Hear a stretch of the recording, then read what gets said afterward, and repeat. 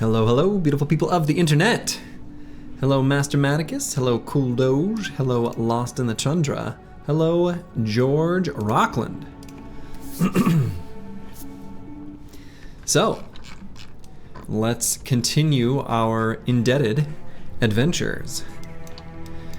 So before I get started wandering around on the map for this particular stream, what I'm thinking I'm going to do first is take just a moment to sort of check in on the squad.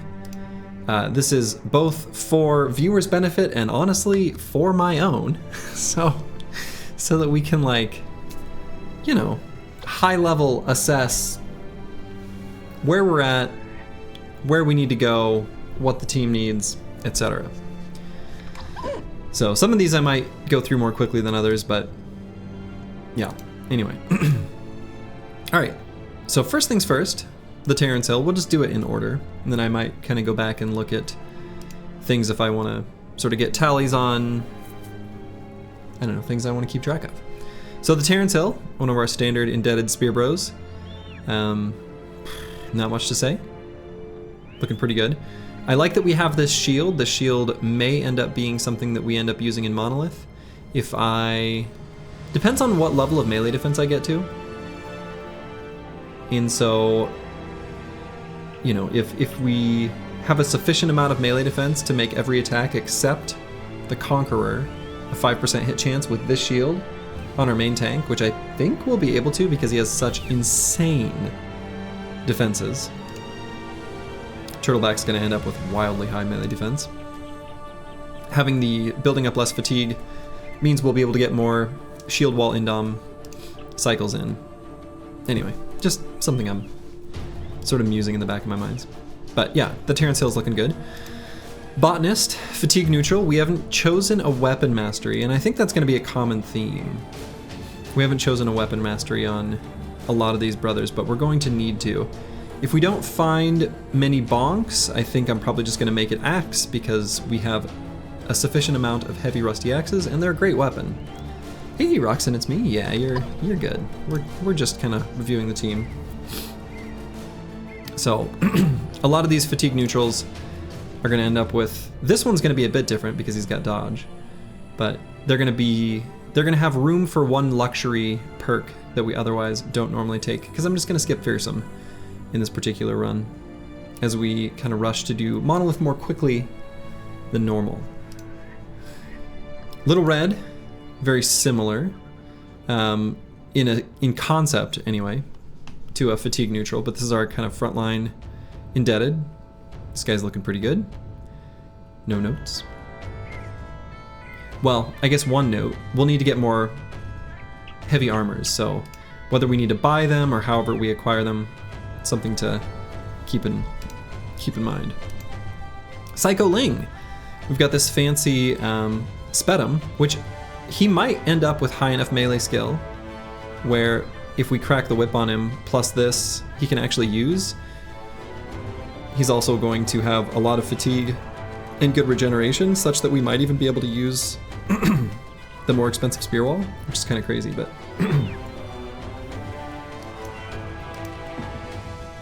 but yeah, Cycling is going to end up a really solid brother. Werner. Pretty good. We do have this two-handed hammer, so I suppose we can do hammer mastery on one brother. Whether it's this brother or not, who knows? It could be him. But he's got incredible armors. Zenithot 3. We did a flail build, fatigue neutral. I think he's gonna end up with a little lower melee skill, but that's okay. Secondaries look really good. We'll probably end up needing to get more fatigue on this guy because he's holding this berserk chain. And we're gonna be giving him heavier armors than this, but he's looking pretty good. Master Maticus, one of our indebted spear bros. No notes. He's a little bit weaker than our other ones. His melee skill didn't quite get there, but still was with us basically from the very beginning, so yeah, anyway, done real well, and we need plenty of spear bros to cycle in and out because they get injured. Turtleback is going to be our main tank. Tiny little guy, short king, huge amounts of melee defense. Obviously this particular shield is making it look even better than it really is, but man, by level 11 he's going to be completely insane. The one thing we're going to be needing on him is more fatigue. Flapperjack, one of our kind of frontline indebted, looking good. No notes. Eagledub, one of our throwers. Standard build, we're going to be seeing a lot of this exact same one. Excellent brother. No notes, other than the fact that he's got a bruised leg right now, so might swap him out. What does a little bit faster mean, Slurgy? Like day 130 or closer? What I'm thinking is, we'll see if I end up actually pulling the trigger on this number, but I mean, it's day 64, so I can't predict the future exactly, but what I can predict is, well, something that's not a prediction, but just a fact. Ancient Dead, Ancient Legionaries, and Ancient Honor Guard gain Polearm Mastery at level 100, and they are actually... You have more lines of play at avoiding attacks from their polearms before day 100, and also when you get in melee range with them, they're much less likely to hit you. So I'm thinking before day 100. Did they say level 100? Well, that'd be scary. No, day 100. If I said level 100, I don't know what I'm saying. Also, hello, random dude lurking in chat. Yeah, no, I'm sure I did. I have little slips all over the place. All right, Apples and Fruits 2, another very nice brother. Yeah, we've got these really nice named throwing axes. I think this is a brother that is going to end up with really good stats, just overall, and so we're happy to happy to keep him around. Dastard doesn't really hurt him. Brute actually genuinely relevant, especially if we keep this three-headed flail, which we're going to. We just need to get him more fatigue. So you can't hold all these famed items, I know, right? Lukaduki09, looking good. We've got our anticipation banner. We haven't really made too much use out of anticipation. We did a little bit in the last stream, standing in front and screening for goblins. We may make more passes through the desert in Goblin Land, where we're able to make proper use of it, but not the best banner we've ever had, but not the worst. One of our starting brothers, and progressing nicely. Golden Guys, similar kind of deal. This one being huge and is going to end up with really good melee skill. So, yeah. We're going to make sure to get him a nice, hopefully some sort of nice weapon. I don't know what it'll be, but we'll get him something. Edmund, dodge quick hands. I think we just need to get more fatigue and melee skill rolling on this brother. Might end up giving him polearm mastery still, and he'll be good. You have found the clip if I want. Clip of what? Oh, of me saying level 100. Goodness, that is a full roster. It sure is. It sure is. We're full up. Thor9N, our Catal bro, who we've been not able to pair with maces too much. Not as much as maybe we'd like. We can rearrange the squad a tiny bit. But yeah, he's doing well. He's going to help us against Necro Savants in Monolith and should be pretty useful in other fights until then. And then last but not least, Ball Install in 1. Another bro decked out in famed items, one of our starting indebted. Not one of our strongest, but still a long-standing veteran of the squad. XJI7, who is another standard Spear Bro build. This guy's got pretty good stats. He's an excellent brother. Crackalack, same deal. His stats are higher than they superficially appear because of this split hand, but he's looking great. No notes. Eagledub, another really good brother. Maybe not quite as good as, you know, Apples and Fruits 2 and Golden Guys, but still really good stats. Been doing real well for us. Lysander's Treason is a brother that we need to start getting some levels on. So it might be in my best interest to get him cycled in. Hey, Choppy Cat. And also hello, Azul Crescent, if I didn't acknowledge before. So yeah, Lysander's Treason looking good. We just need to get more experience. Manifest Destiny's Child is a frontliner who's gonna have pretty good melee skills, so another one that I'd like to get leveled up. And in fact, so what I might do is, let's get like Manifest Destiny's Child. We'll just swap the gear with Ball and Stalin for now. We'll just do a 1-for-1 trade for now. Level 100, okay, so I did say level 100, incredible. Have no fear, there will be no level 100 enemies. I sure hope.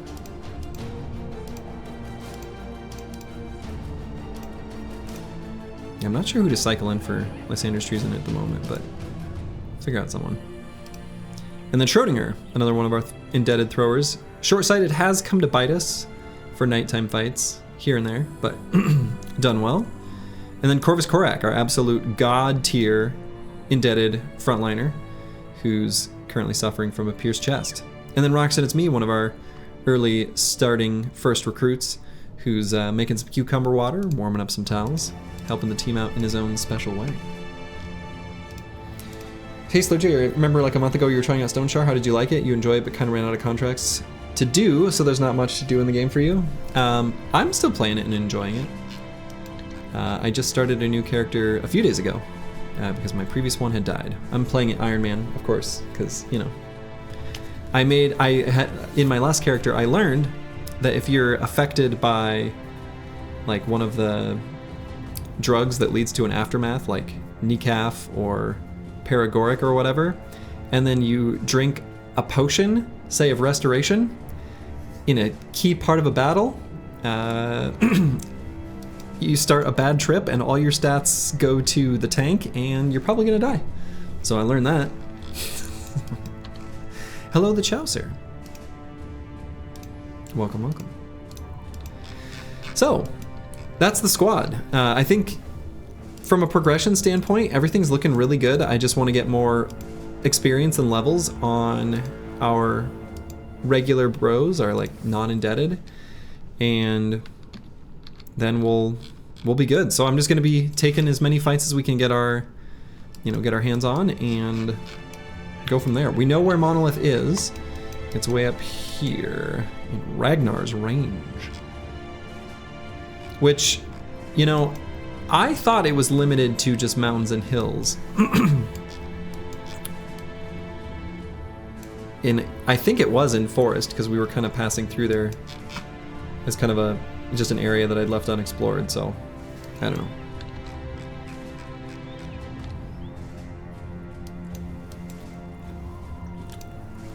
Monolith today? No, not today. We're gonna play it a little bit. I mean, let me put it this way. I actually think the team is capable of it. We could go into Monolith and win the fight. Most likely. But I'm gonna get to where we're like 99.9% success, where not too many bros or any fall. And so we're gonna power up still just a little bit more.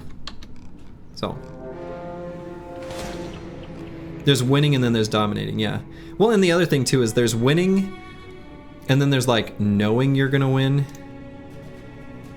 And like, we have, based on this rule set, I've got an 11 win streak. I'm not gonna jeopardize that just to, you know, show off. I don't know what my rationale would be, but I'm not gonna do it. That's the moral of the story. So we're gonna still make it very, very safe.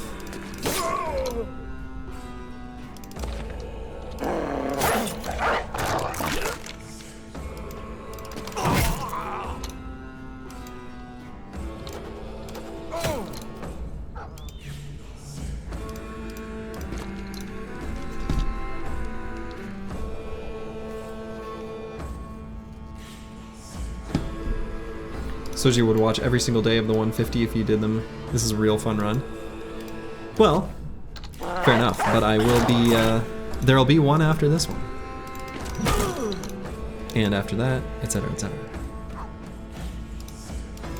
Casual world record. No, it wouldn't be world record, right? Right, I actually don't know what the world records are for speedruns because I don't pay particularly close attention to that specific metric.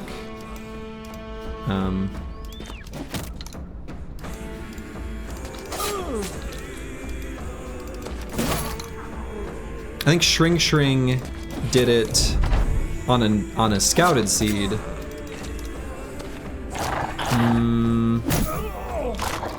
60 days or something like that. I guess I'm not actually sure.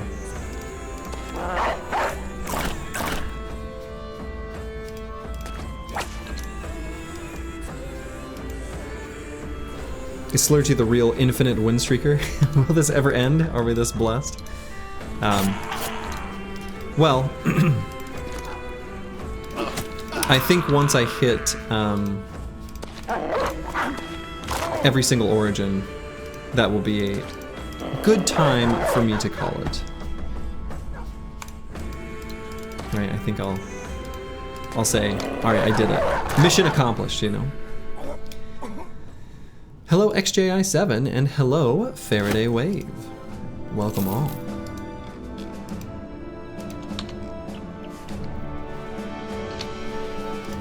So yeah, I mean, maybe from a random seed this would be close to like world record, but I'm still gonna keep in line with my current run rules and play it a little more slowly to make it absolutely a guarantee. All right, so Golden Guys has leveled up. We're gonna take Nimble and Duelist. This brother is incredibly good. And, ooh, I like the idea of taking Resolve here, but I think I like the idea of taking hit points even more. So, in Slay Spire, people are now doing rotating win streaks. Where are Battle Brothers rotating win streakers? Well, I mean, this series was inspired by Slay the Spire in many ways. I watched Baylor Lord do his like 20 win streak. Was that maybe a year ago? I don't know how long ago that was, but that was pretty awesome to watch. He's an incredible player. And I watched Jorb's, at least some of the footage of Jorb's when he had 16 or 17. That was like just maybe half a year before Baylor Lord did it. Golden needs an offhand item. Yes, he does. Well, wait, he's got a winged mace. Oh, you're saying like an offhand item, like a net or something? Yeah. Yeah, we need more offhand items. We used all our nets. I agree, Choppy Cat. Okay, so there's some things we're gonna do in this town. First, we're gonna take a look at this contract. Hunt down the Barbarian King. Maybe Angbridge, northwest of here. Could be a decent contract to do. Yeah, Smoke Pot would be good. Ooh. Burned Ruins. Ask anyone around here. It's been haunting Groninfest since you're born. Folks say some Armor of the Gods is sealed there for all time. Well, well, well. Good to know. We've got many Armors of the Gods. Let's get more. Alright, we're gonna sell these furs. We'll stock up on tools, stock up on ammo, stock up on food. So, have you ever used the Bardiche? Yeah. Yeah, Bardiches are decent. I'm gonna buy this bonk. We want to do the Barbarian Madman. We want to fight the Barbarian Madman. And, well, a bonk's pretty good for that fight. Smoke pot, you say? Yes.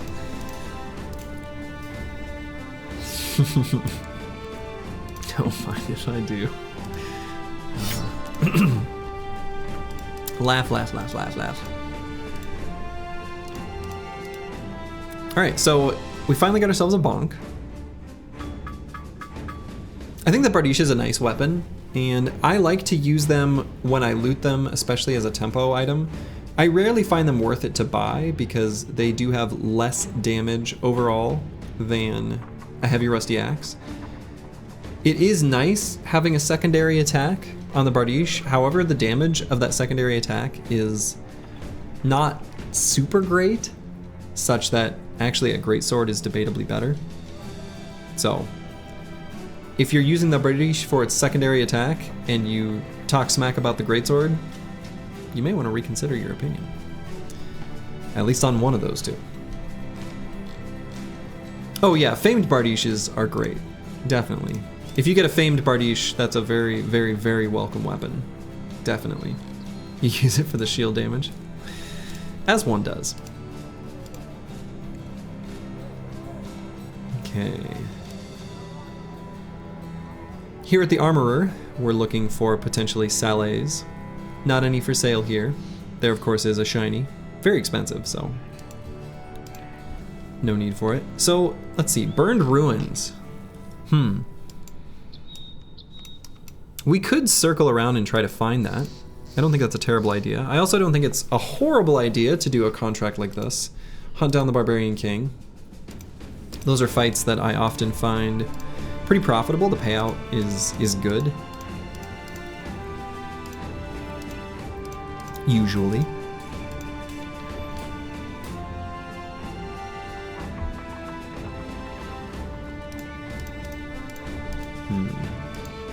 Barb King is about to get dethroned. I like that. Okay, so.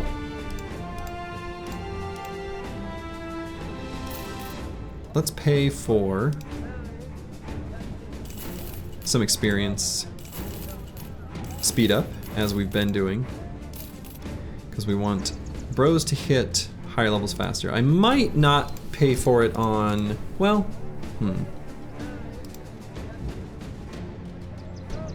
yeah, screw it. Let's just do it on everyone. Alright, we'll accept this contract.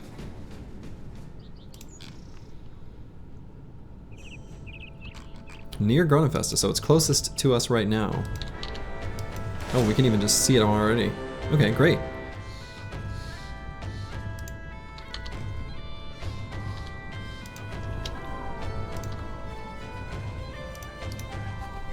Should MF Child get an XP boost since their level so low? What does MF Child mean? Manifest Destiny's Child? Oh, sure. No, the indebted gain experience at a faster rate, so we don't need to. They don't need any extra help, I guess.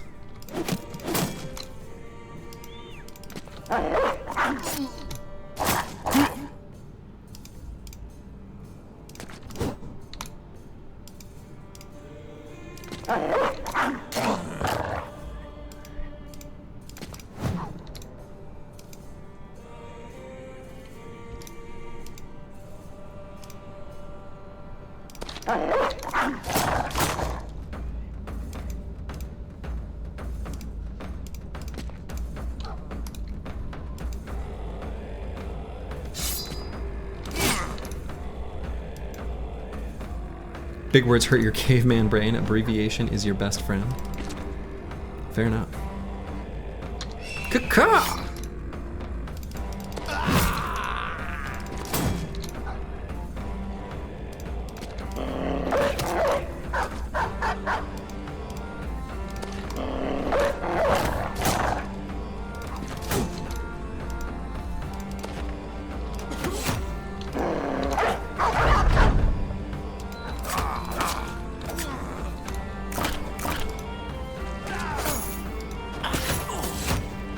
Pro tip, celebrate Valentine's Day not on Valentine's Day.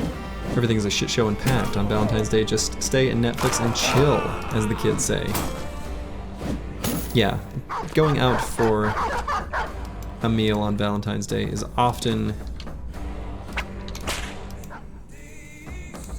not the best day to do it.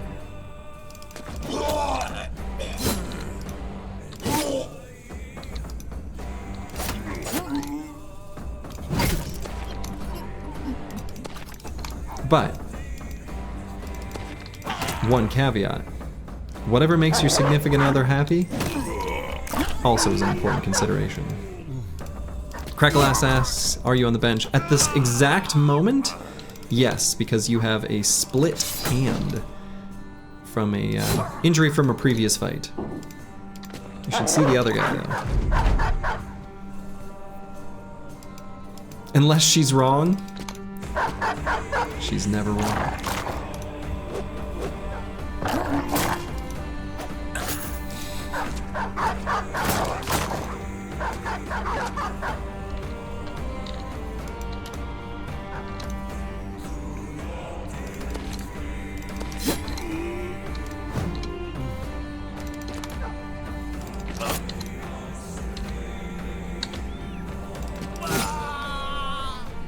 Okay. Little warm-up fight.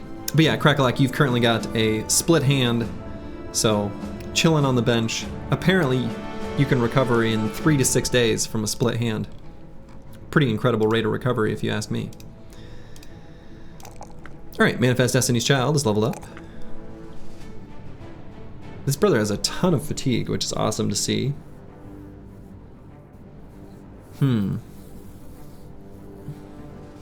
I suppose I can give heavier gear to this brother if I pump up their fatigue, so maybe I'll do that. And we'll go ahead and grab quick hands, I think, on this kind of brother. Okay. And we're gonna make our way up towards the Barbarian King. Now this Barbarian King fight with 17 enemies, a few of them being some unholds and stuff, might mean that this is a fight where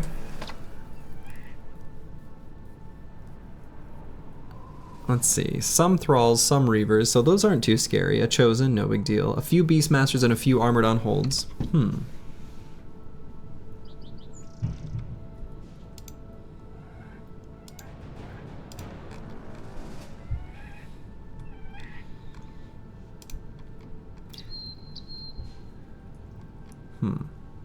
But in this fight, we could potentially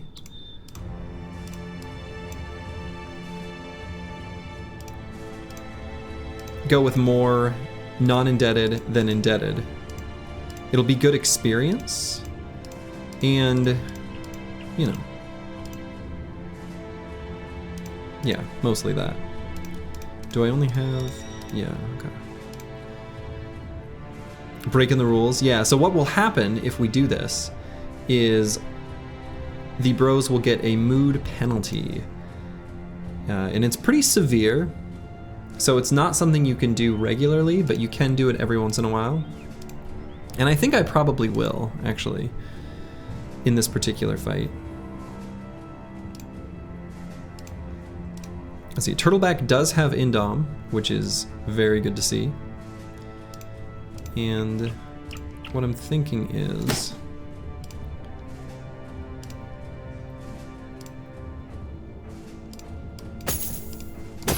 let's get him kitted out in something real nice.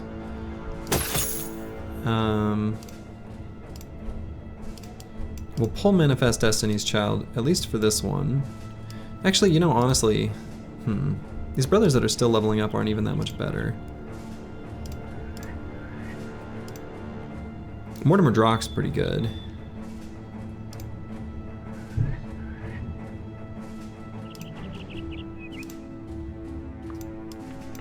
Yeah, let's put him in.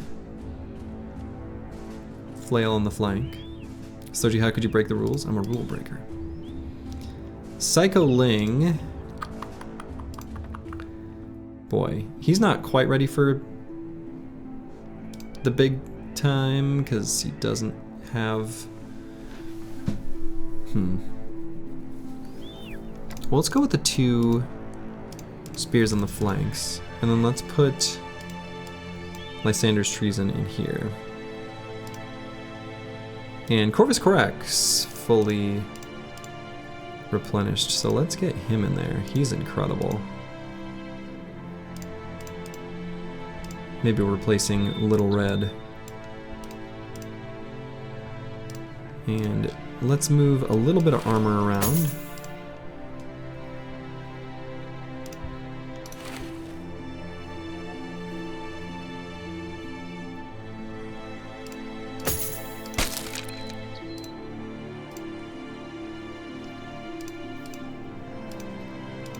Apples and fruits is still leveling up, but that's okay. He'll get good experience from this. All right, so we're gonna break the rules a little bit for this one fight, as it were. So we're gonna be going into this fight with fewer indebted than non-indebted, which will make some of the bros unhappy. To which I say, if I had a pair of sunglasses, I'd put them on and say, deal with it.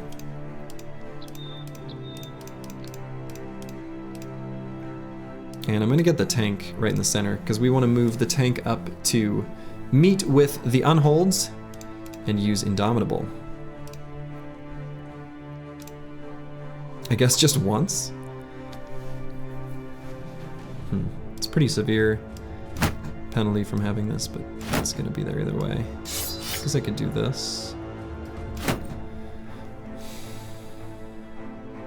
Even this doesn't get us reliably 2 Indoms, does it? Can sometimes get us 2.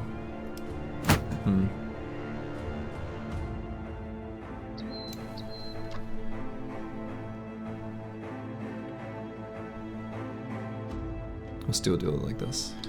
Alright, let's fight the Barbarian King. You know, all that fanfare, and we could have had the option to maybe help them fight the undead, but we're not going to. Less fatigue armor? Yeah, we maybe could have, but I wanted to give him the real good stuff.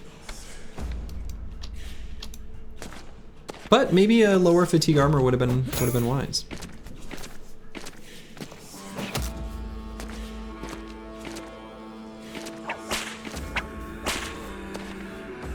Okay, so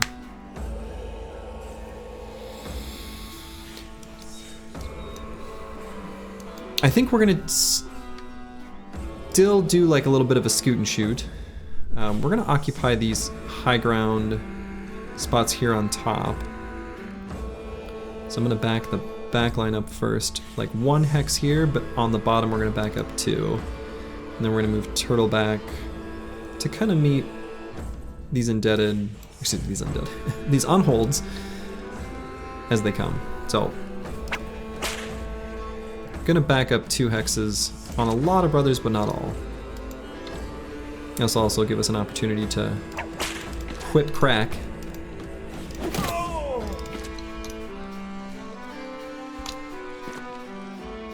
There's our chosen.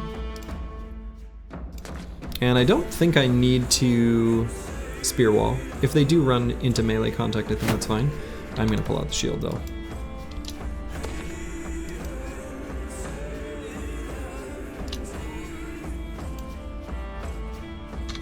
Caca! Okay.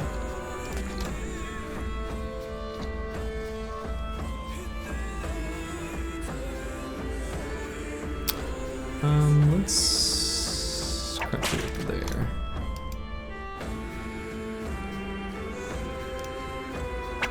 Do one and then we're gonna wait on turtleback, see where we want to put him.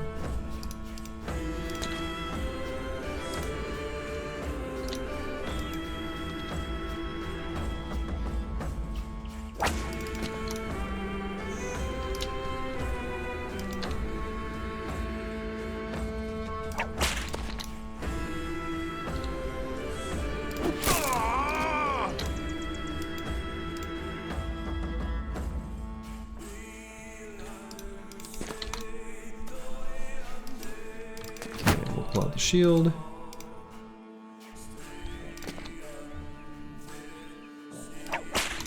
Alright, so all the indebted are currently, we've all got the crack the whip buff. We're gonna back turtle back up just to maybe here or here. Caca seems like a meme. So it does. 2 orc chains, nice. 3. We've got Mortimer Drak, Zenithot 3, and Corvus Korak. Of course, their ability to make it through the defenses of shields is not relevant here, since barbarians don't use shields. Not really, I guess the thralls do. Chosen don't, though.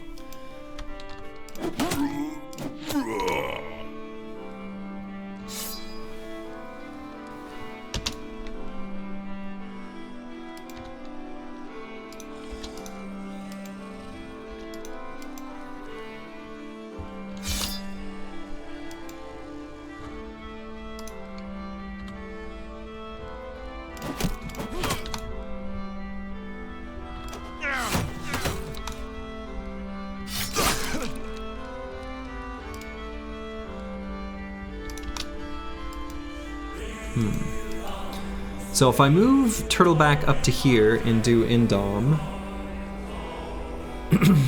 that means we're gonna strike forward with the rest of the squad up there on top.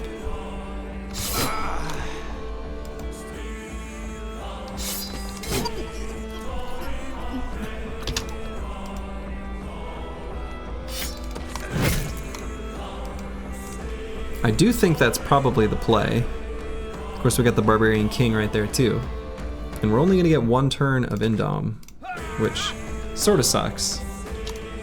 But we at least know that they're locked down for that time. Let's let this Chosen go first before we push the others forward. And we can get Thor9 in up for at least one attack here.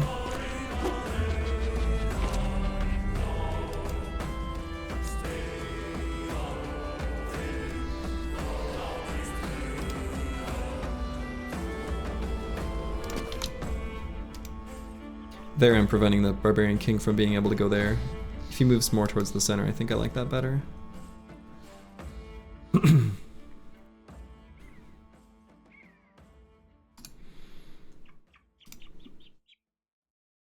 Let's move up here and crack the whip there. Just keep our buffs up. Pretty important, I think.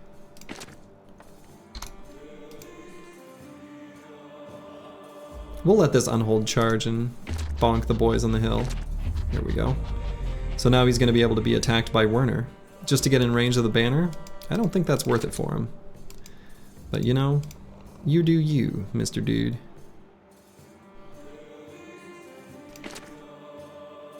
Could put a doggo here. Hopefully he's not so successful that he makes it in range of that Barbarian King. That would be sad. Ka-chonk! So he did Adrenaline, so despite the fact that he's staggered, he's going to be able to attack at the start of the round. But still, even if he hits the banner twice, we'll be okay. He missed twice anyway. What a noob.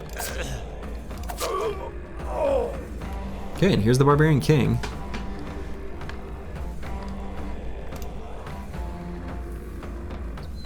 I guess we get Mortimer Drock in range of him. We don't want him to get a Zerk Frenzy, you know, from the War Dog. And enemies will never, with the exception of Necro Savants, enemies will never attack dogs if they have the option to attack a brother. I think without exception.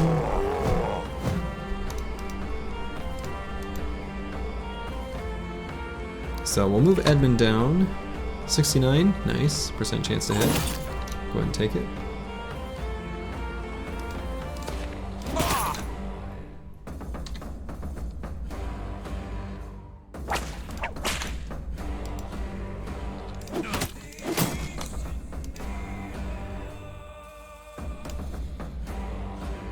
So the fact that he's got the cleaver, like I don't love that. Like I don't want to put Nimble Brothers up against him. We don't have great choices though, really.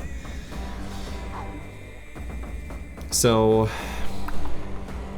Mortimer Drock's gonna go up and give him a chonk. I think I do want as many, well, I don't know. Try to get him surrounded, maybe get resolve loss as his allies die. But the Barbarian King has pretty insane resolve, so I don't know what the number is, but I know it's high.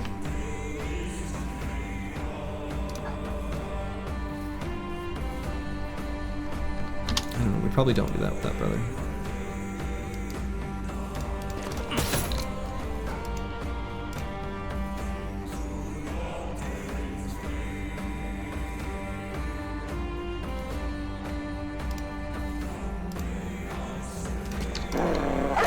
Just get XJI7 sneakily on their backline there. Botanist without a weapon mastery. Showing how that can hurt. Let's just go up and help take care of that. Dude.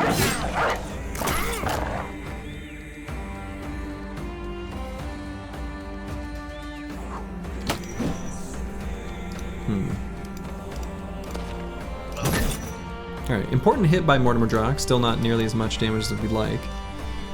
Let's see if we can get someone else to finish off this Chosen so Werner can go elsewhere. So we're out of Indoms. We can shield wall. They'll probably just do the old alley-oop, which I guess is fine, but not ideal, so maybe I just crack the whip twice instead.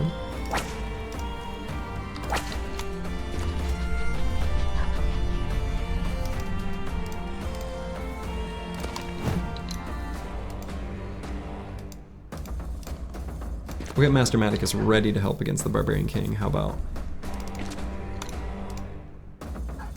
Same deal with Werner. We're gonna get him ready to help out with the Barbarian King.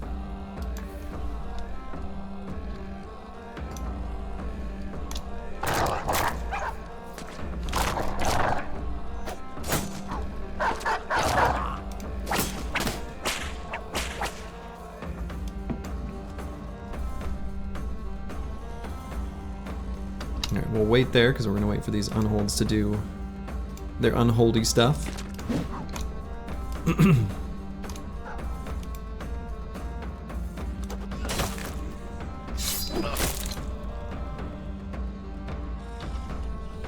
Oh, El Luca only. Oh, shoot. Bit of a misplay there, only having one stack of devs. Whoops. Alright, so yeah, they did do the alley-oop attack as expected. Ooh, stun on Werner, that's too bad. We really wanted to get him up and rocking and rolling, fighting the Barbarian King, but alas, he will not be doing that. Not this round. Ooh, huge hit from Mortimer Drock. Barbarian King not immune to stun, and two-handed flails have a 35% chance to stun. Not only a stun, but hit him in the head. You love to see it.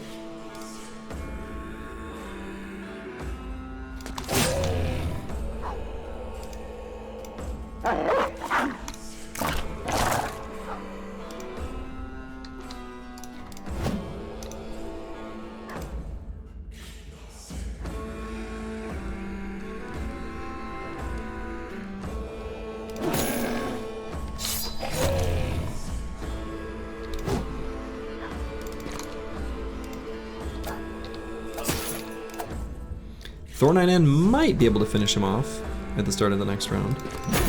We'll see. Maybe a bit optimistic, but we'll see.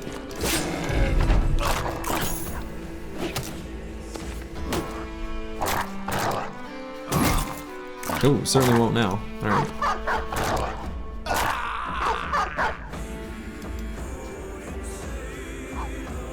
Yeah, that knocked his turn back too. So pretty important that we get as much damage as we can on the Barbarian King, given what just happened there.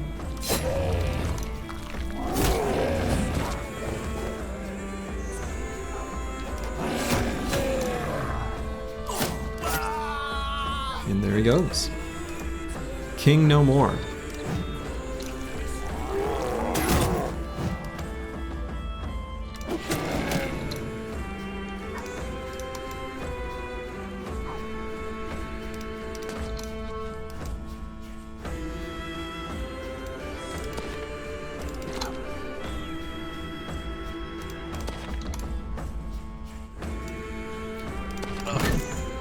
Alright, good. Pretty important stun there.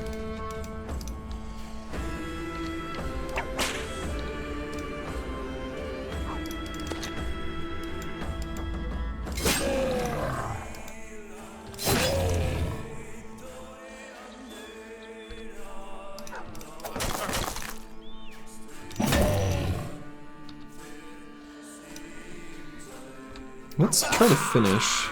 Yeah. Okay. Indebted better than Barb King, clearly. Clearly. That's what they've shown.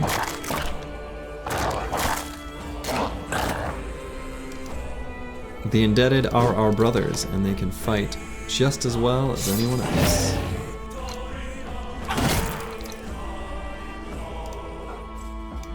They just have a debt to pay to the Guilder. same as many others. Nice.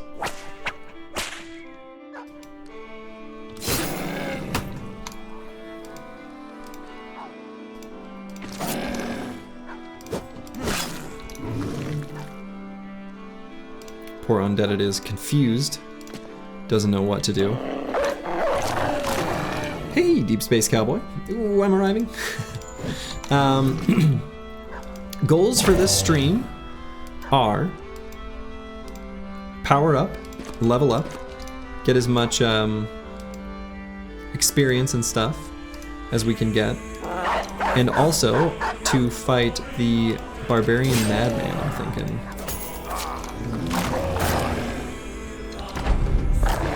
We do have a bonk now, so we're capable from a weaponry perspective. It's going to be a slightly lower level brother than I'd like going at it, so I might, depending on the next levels up, give a brother Lone Wolf that is literally only going to be relevant for exactly one fight, with that fight being against the Barbarian Madman.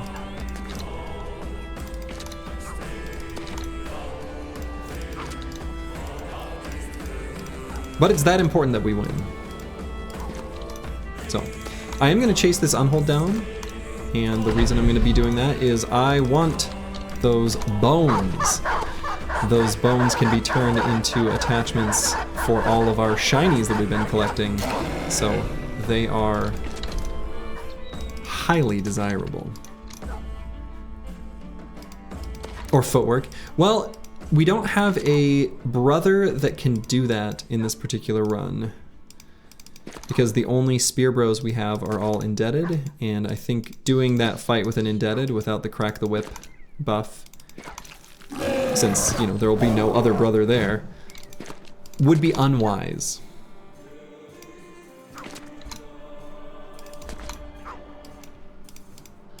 So unfortunately, no cutesy options like footwork.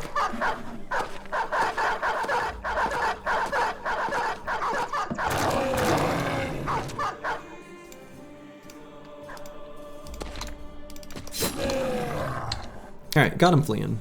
Very nice.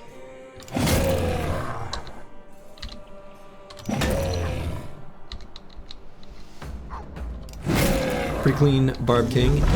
Yeah, all the fights against... well, not all. I was going to say all the fights against Barbarians have been clean this run. We had one non-clean fight against some Chosen. And we did, of course, you know, the Barbarian King does come with this incredibly heavy, but still incredibly powerful because of its attachment. Body armor, which we were able to loot because we took him out from headshots. Pretty nice. So, yeah, so you can see this particular negative of too few indebted in battle, which is going to be present on all of the non-indebted. The indebted don't care. What does the attachment do? It just gives it more armor. I can't remember what this armor has at base. Is it 190 or something? I honestly don't even remember. I'm not sure if I have. Yeah, I don't remember how much. It's just a bunch of durability is all it does. So we'll toss that on. Holy buckets. It's heavy though. It's so heavy. Put it there. There we go. We'll throw it on to Flapperjack 24. He'll let it get fixed up. And unfortunately, we only got one giant skull and bones from those unholds. We'd like more, but is what it is. Okay. And so I am going to cycle, you know, we can do some fights with, like, you know, fewer indebted, but I don't want to do too many because I don't want to start negatively impacting the mood of the team too much. So we're gonna cycle out two of our brothers actually, to bring in some more indebted.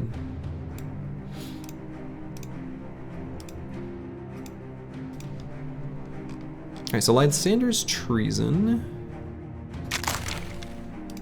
hit level 7, so we can put on a nimble armor set. This'll work for now.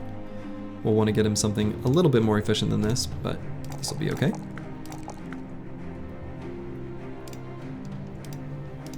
And we're gonna set this bro up with some more fatigue so that they can be a fancy damage bro. And Turtleback. Let's see.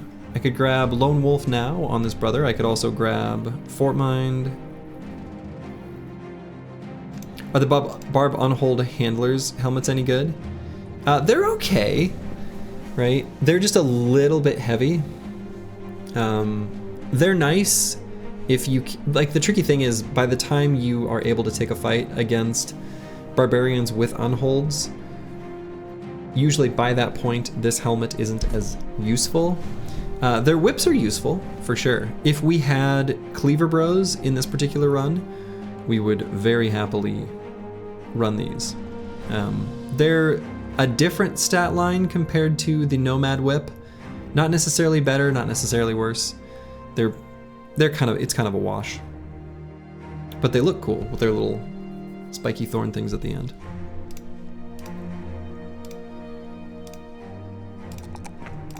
All right, Turtleback. I think we're gonna keep pumping resolve here. And let's see.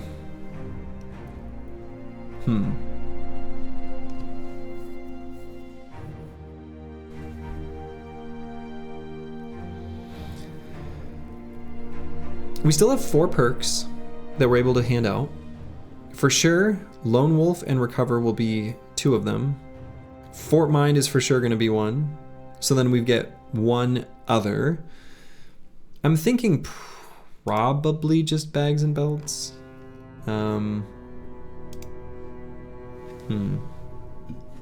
Since I'm not going to be... Well, I don't know. I guess if I lose shields, I lose shields. It's mostly just for the fatigue penalty of holding them. Yeah, I'm not sure. Brawny? Brawny's okay. Typically, you're actually going to get more value from bags and belts if you're having an array of shields. You'll actually get more fatigue savings from that compared to Brawny. Brawny would be okay. I try to avoid it, but we may end up doing it in this particular run. I think this level I'm gonna do Fort Mind though. We'll make it so that he's a resolve rock. You get a lot of benefits from bags and belts if you're the cheerleader, absolutely. In fact, it is the most impactful perk for a cheerleader on the bench. You can hold far more cucumber water and worm towels. All right, Luka Duki 09.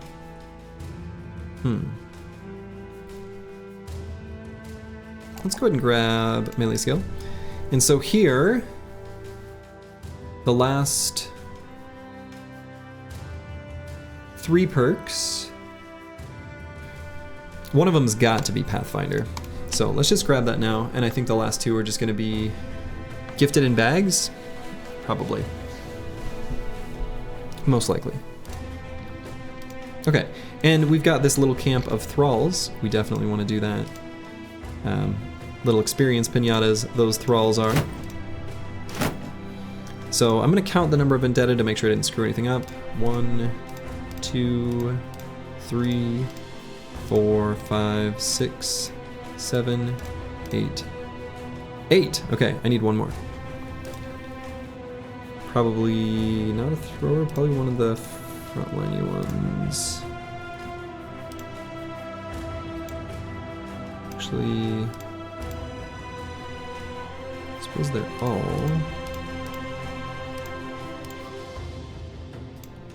Let's do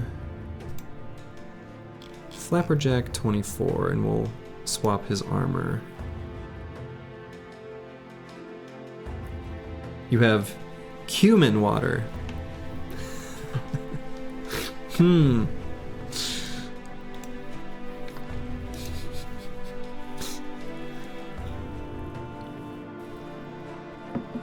I have cucumber water, Greg.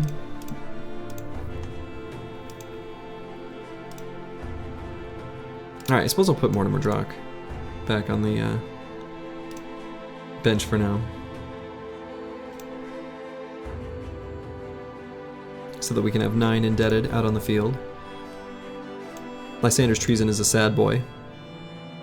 So let's make him a happier boy. So now that should be 2, 6. Okay, 7 and 9. That's how we want it to be.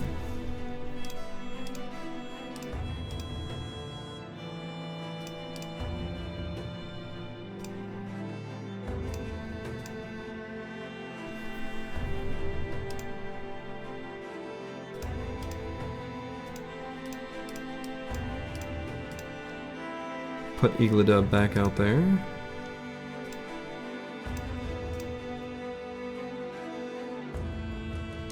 Okay.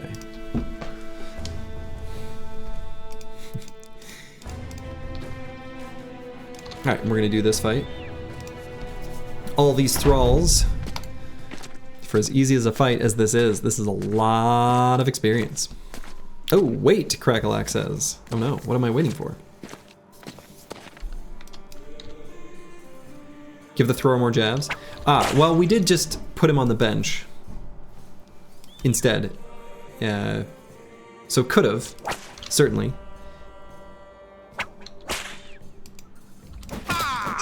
But this'll be an okay solution for us, doing it this way too.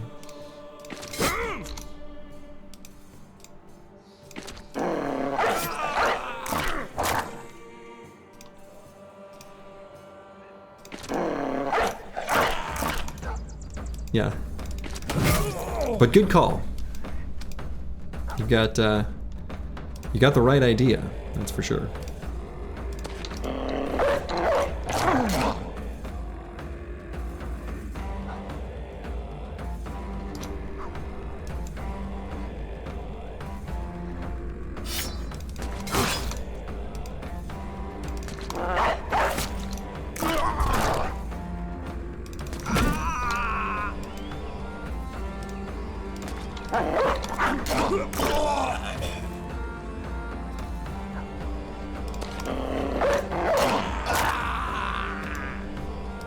And yeah, as insane as this may seem, the experience we gained from this battle isn't going to be too far off what we gained from the last one. It'll be less, don't get me wrong, but for as much as this fight is easier, it's not that much less of a reward, strictly from an experience standpoint.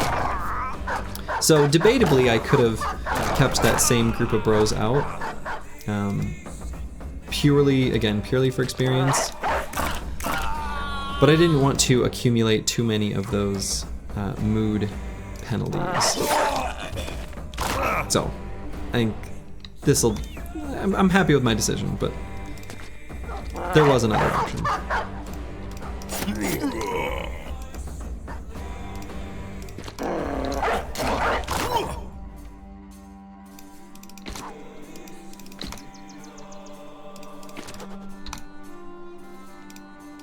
Caca!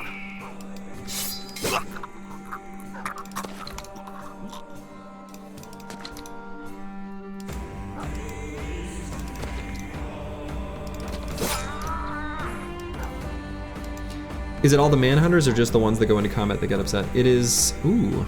I guess I could have checked that on their little screen. The Indebted definitely don't care. Actually, I guess I had no way of checking because I brought literally every non-indebted in. So I don't know if it's all of them or just the ones that were in the battle. And unfortunately from that fight, I'm going to be unable to check because we had every single non-indebted like out on the field. All right, we'll let the dogs chase the drummer down. Oh, he's gonna get away? No. Nope. Not gonna get away. Little AI auto battler here. Dogs versus drummer.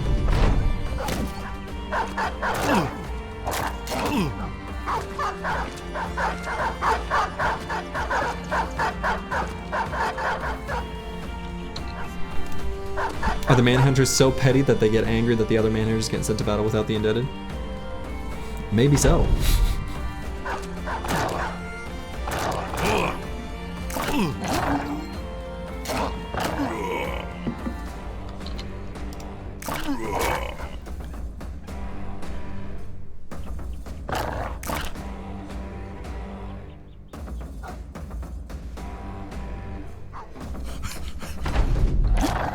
There we go.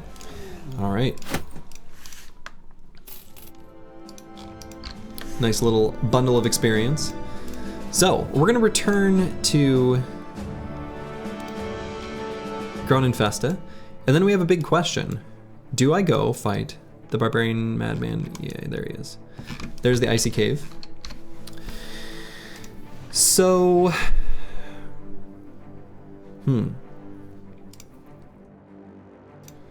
If I'm going to do that, I would give a bro Lone Wolf literally just for this one fight. And Botanist would be a good choice. He's got really good stats.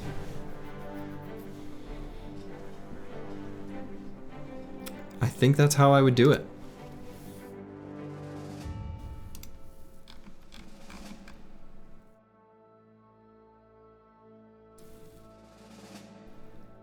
We could even, I guess, give him a cat potion too, since he has dodge. We're gonna hold on leveling him until we get closer to that location to see if we want it to be him or potentially someone else if they level up in the meantime. All right, Edmund, dodge quick hands. Let's go ahead and get Berserk on this brother. We're gonna want at least a couple bros with Berserk and Frenzy just to pump out more damage.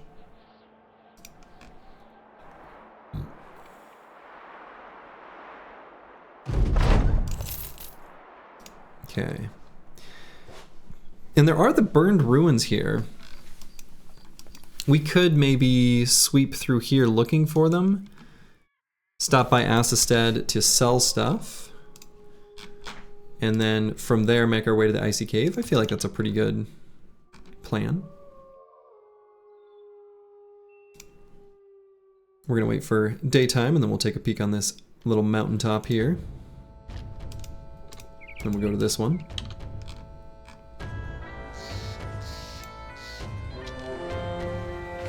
Fallen Keep, not the burned ruins. Still a fight we can take though. We'll take a quick peek at the status of armors and such, but I think we're probably gonna be fine. I don't know if I want cycling in that location at the moment, in case this is Briggies with Marksman. First fame to the stream coming soon? Could be. Could be. Aha. Undead.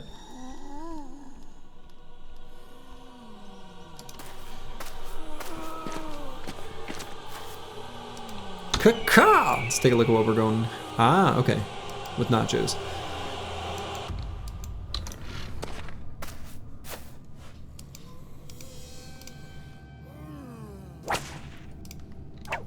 Zombies with the side of nachos. An easy one, yeah. So usually these are not too bad. Not too bad at all.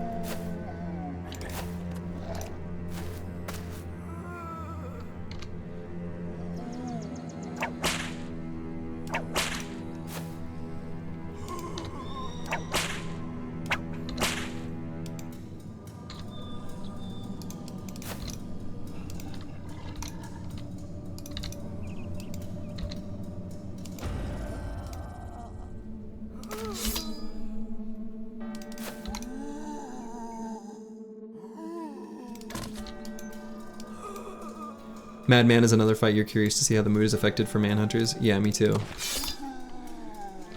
I am also curious. And honestly, if the result is that there's a mood penalty for it, I mean, I'll kind of roll my eyes like, yeah, what choice did I have? But that's fine.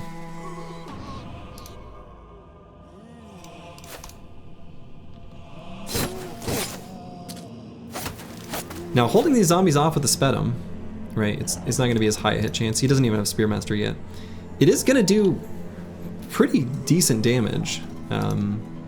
So, you know, higher than the Fighting Spear.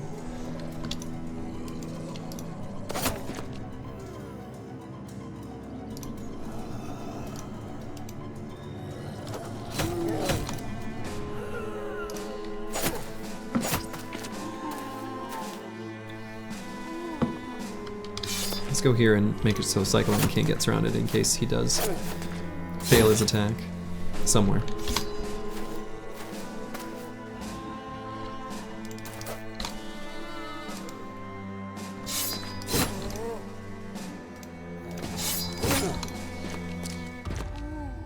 The Nachos finally making their way forward.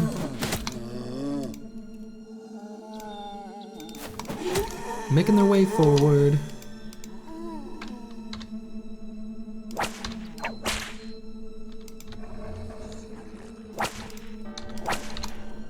Little Michelle Branch reference.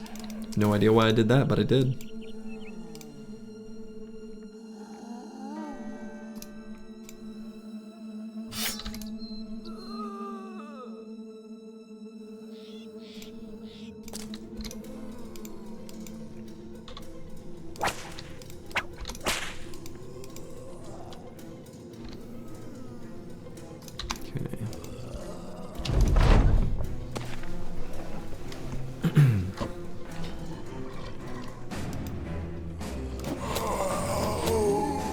Maybe I...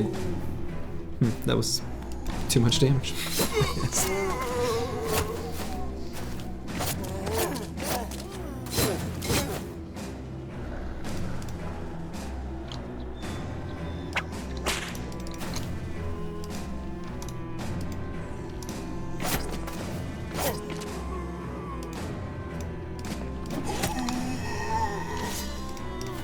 Let's cover that corpse, make it so the Nachos can't go up and get a snack. No snacking for you, Mr. Nacho.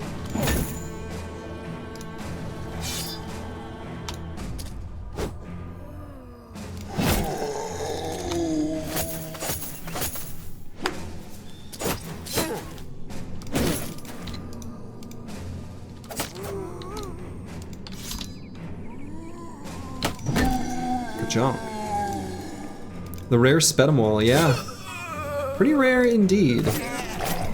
Definitely not something that I do often, like, at all. But it's a pretty good named Spetum. So, I don't know. Why not? I think its enemy numbers are diminished sufficiently such that I think we can get some dogs in there fighting, and I'm not too worried about losing them.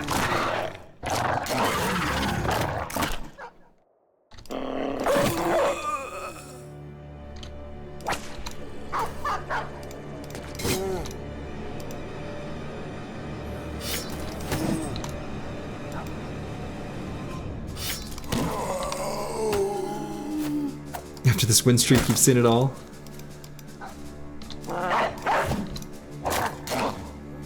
We've ran the gamut.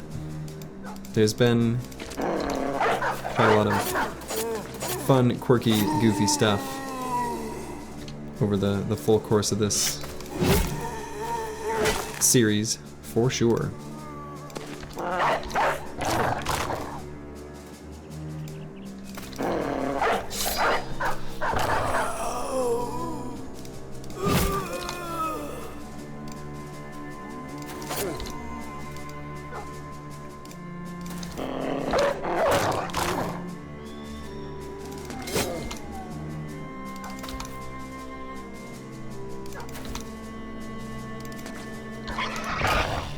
That's right, you try to run.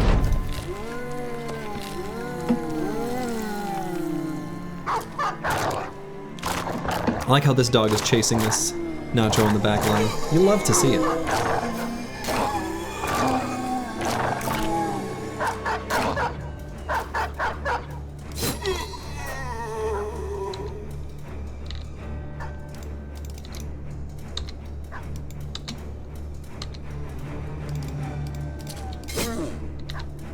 Ooh, so close.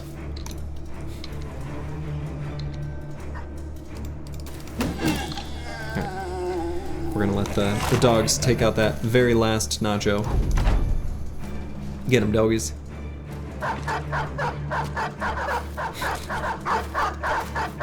Another interesting thing is, so even though he's right near the edge, because one of the dogs enters melee range with this fleeing enemy, even if he makes it out of zone of control, he would not be able to escape the battlefield.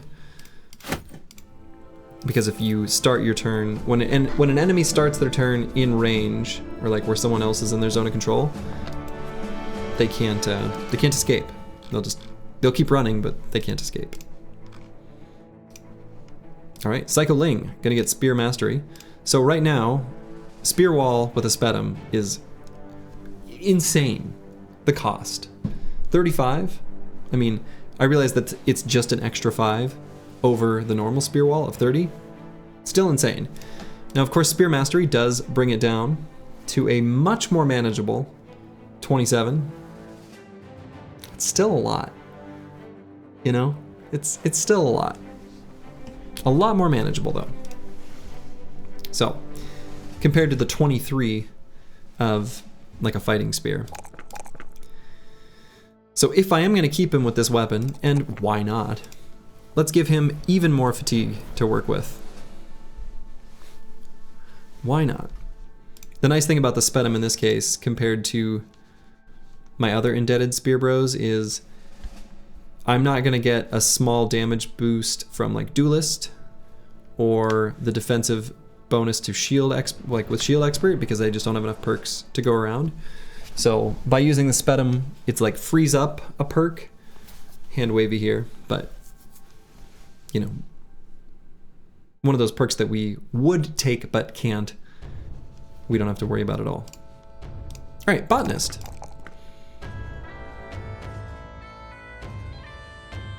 Oh no, we're not gonna click that button yet. We're gonna wait. Actually, I guess we can do his stats, right? Well, maybe. Potentially gonna wait on that too.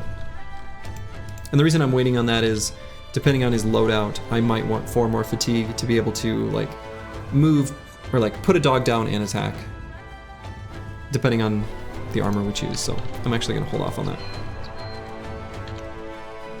Now, if this camp with the famed item is in the forest, it's gonna be a lot harder for us to find, given all the forested terrain near us. I don't know. Yeah, you're curious where this... Okay. The Burned Ruins. So we know for sure that there is a, yeah, easy plus 25 gold. We know for sure there's a famed item because of the Tavern Rumor. What I was gonna say though is, if we didn't find it in this sweep, and it were like down in here somewhere, I'm not even gonna bother trying to find it. It would take potentially way too long.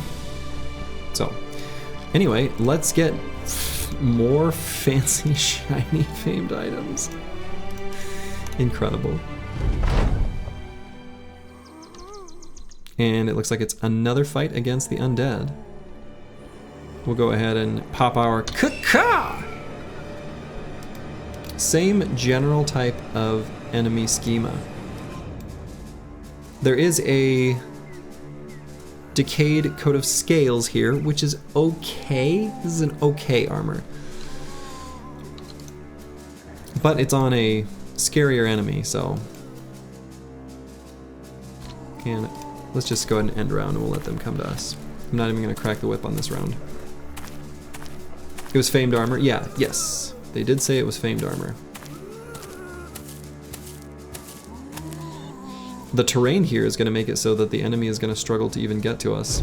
And in fact, I could end turn one more time. So we'll go ahead and crack the whip. But... actually, I guess...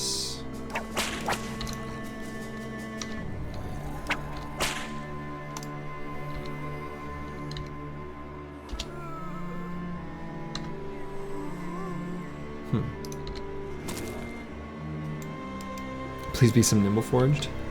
That would be interesting.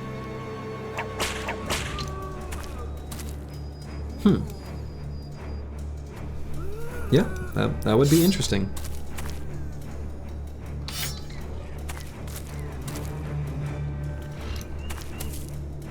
I might even... Yeah.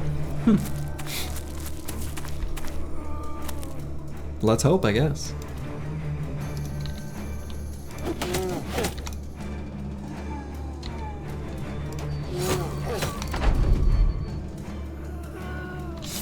Alright, so let's push up 1 hex there. And 1 there.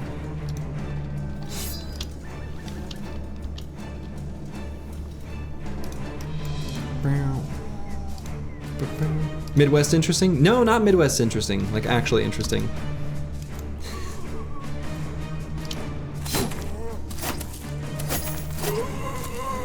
A valid question, though. For those that have no idea what Faraday Wave is saying, let me ask you this question. If you describe something to a friend, like, say, a new shirt you're wearing, and you ask them how it looks, and they say, it's interesting. If you're not from the Midwest, you might think, oh, it is of interest. That's like, this is a good thing. Oh no.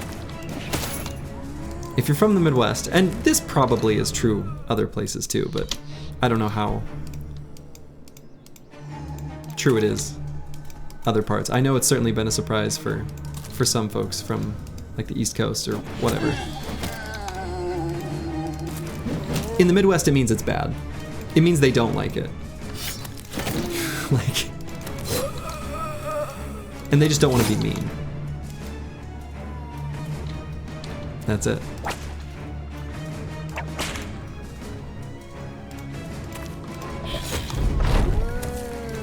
It's like the Southern bless his heart. Yeah, it's very similar to that. Similar, it's like a different time you'd execute it, but it's the exact same idea. Yep.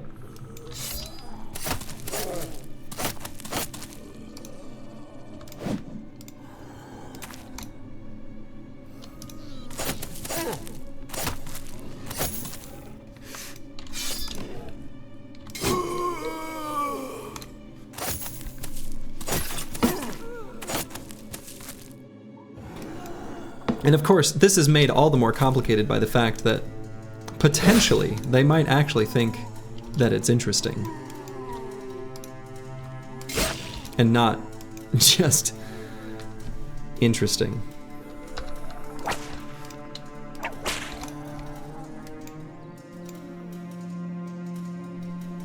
Midwest mini die because of a well IATA.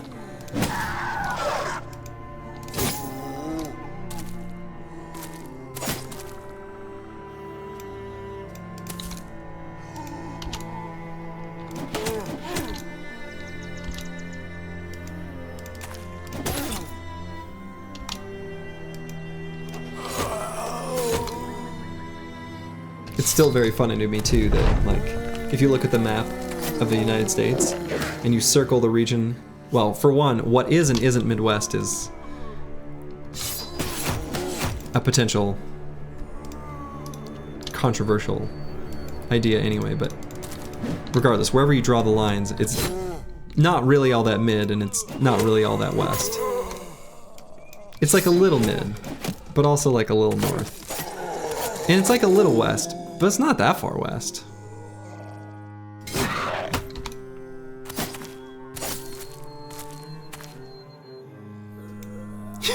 You never find the strength to say, well, I gotta go. Yeah, the Midwest goodbye, another classic.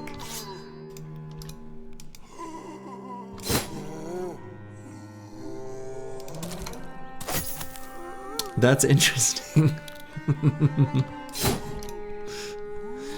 Indeed it is.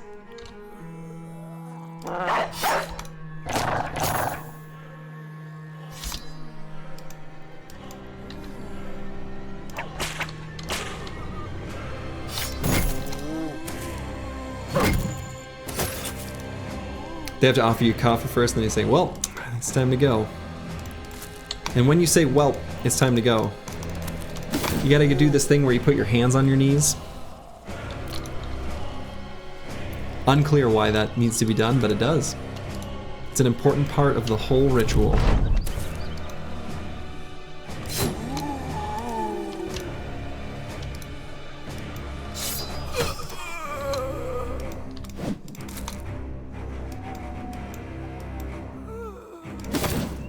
Right, they always say, well, we got these leftovers, or do you see these veggies I got growing? Exactly.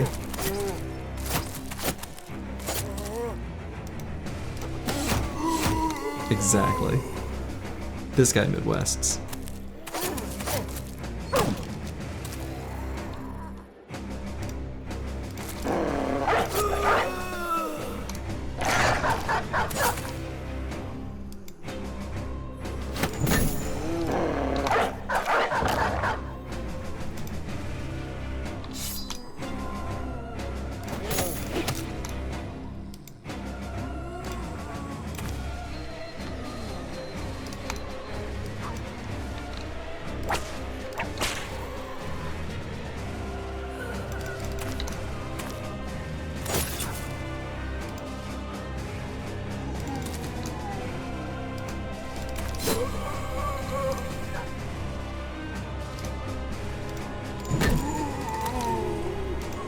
How's our spear doing? 29%.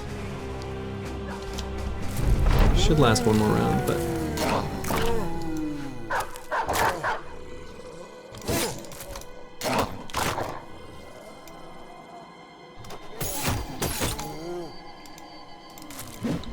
Definitely have churned through a bunch of ammo in this last little bit here.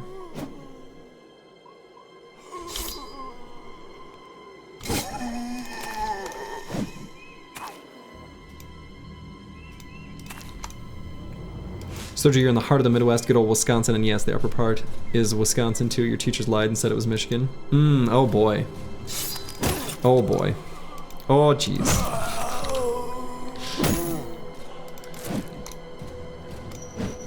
That'll start a fight, don't you know?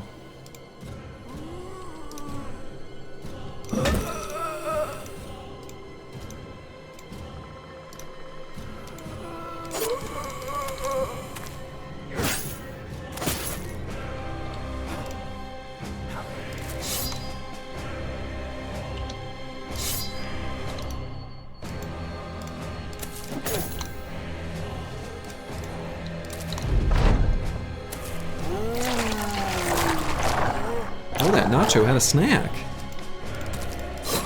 Disaster.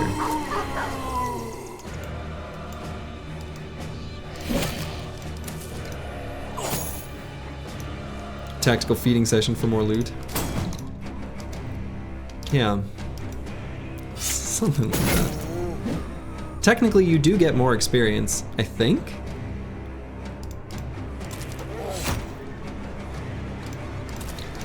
Pretty sure. I don't know if it looks at them and their state at the start of the fight, or if you probably get more experience. If it's anything like the zombies, and I would guess that it is.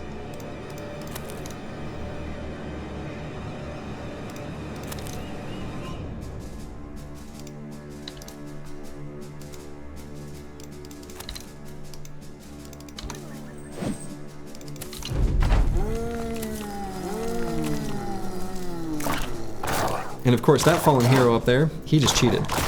He rose from the dead with no head. How is that possible? What's he gonna do? Bite me with no head? They can do that too. It's not fair.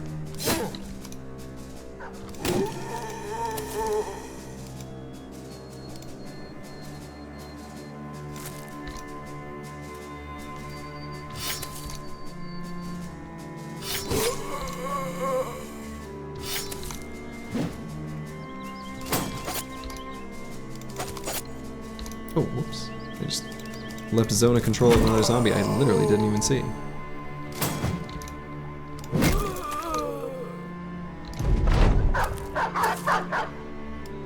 You wish you'd have taken a pic of a headless hero when it tried to bite you? Yeah, it is pretty funny. You see the bite animation? Or like there's a little icon that appears over their head and you're like, wait a minute. Hey, all right. And this is, in fact, a nimble forged helmet. Probably, it's a little bit of a weak roll in that regard, like it's heavier than we'd like. We may end up taking a helmet like that and putting it on like a thrower. And the reason we would do that is we're most concerned with them getting attacked by necro savants. And so with a helmet like this, you know, what I could do actually, here's a oh shoot, golden guy's already hit. So like apples and fruits too. I could skip nimble and do flail mastery and duelist. Give him somewhat heavier but still light armor plus this helmet. And skip nimble. It would be okay. Probably still not worth. Probably still best to just have nimble. But hey, it's the thought that counts. It's a pretty good helmet. It's not insane. It's in an awkward kind of number range.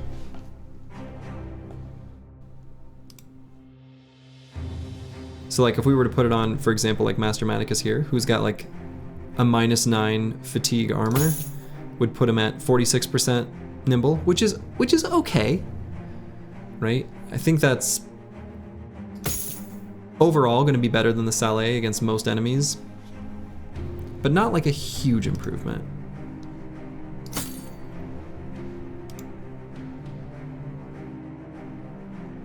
Nimble is too strong to skip on Indebted. I'm inclined to agree. We'll toss this helmet on Cycling for the moment. He doesn't have Nimble quite yet.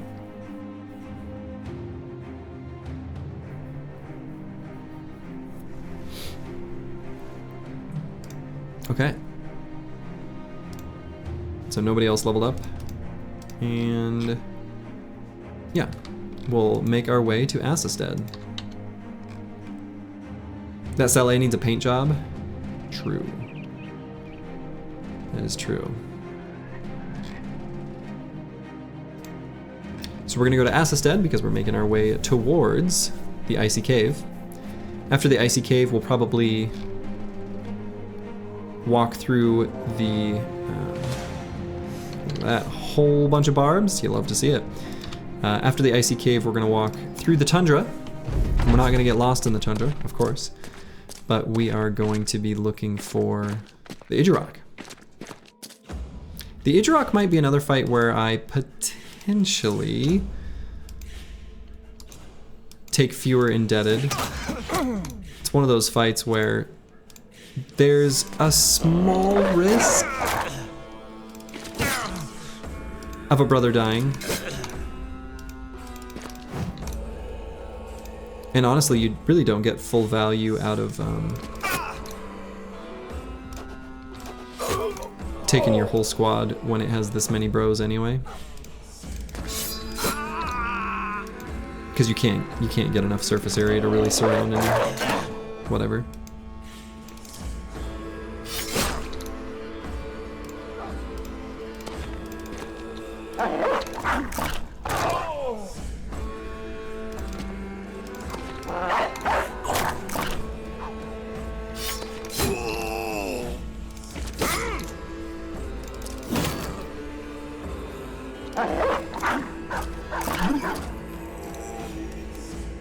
I wonder if the effect still procs in Icy. Yeah, well, yeah, you're talking about the the mood penalty.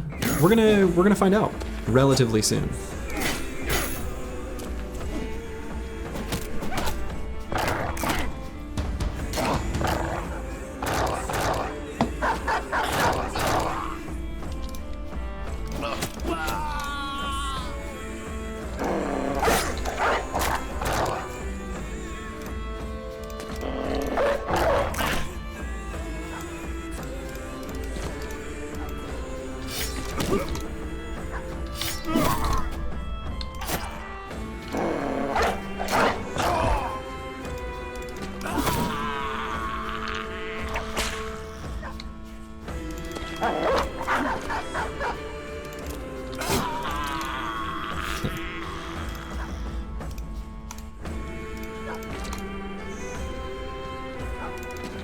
Ka-ka!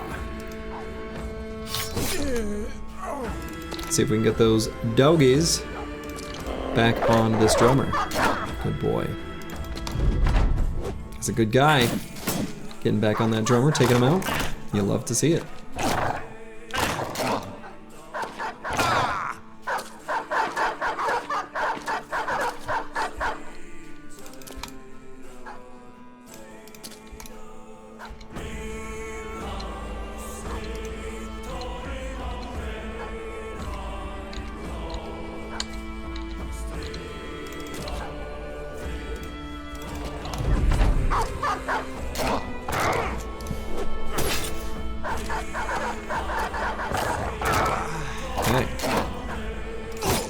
Mr. Drummer, goodbye to you.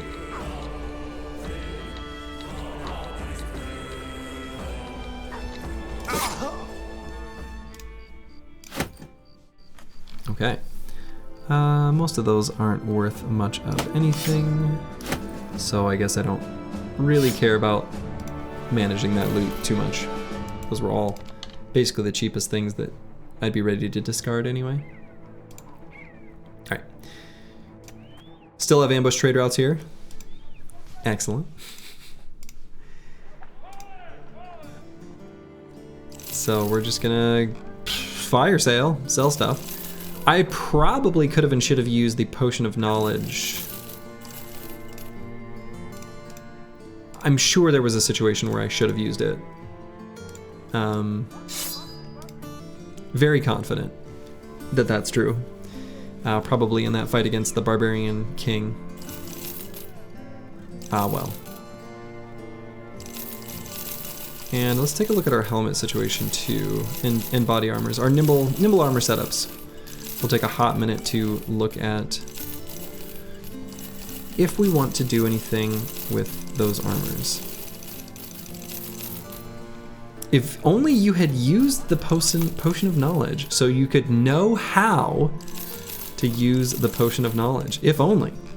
But my brain, too dumb, lacks the smart juices to do that. Alright, so of course we have the option on like XJI7 to just equip this helmet. 140 instead of 125. Putting us at 41% nimble. With this low a hit point value, maybe that's worth protecting the head a little bit more. I don't know. I think with this armor too, being this durable. The cherished ogre skin.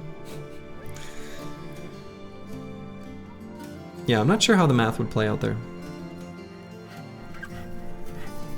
But this might actually be a tiny bit better. It doesn't look nicer.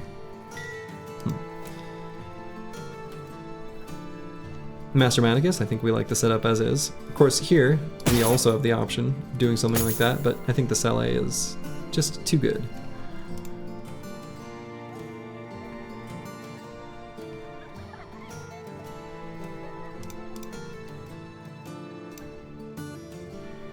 All right, apples and fruits. Wonderful.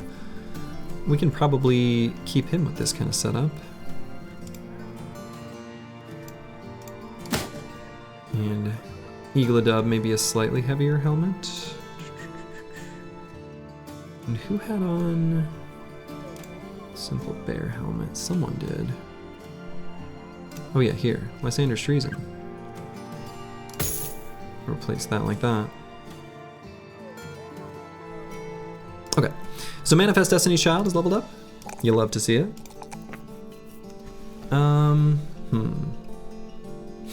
Don't talk so dumb.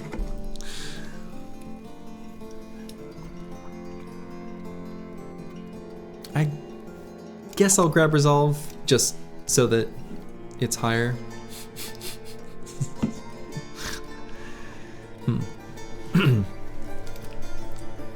You know.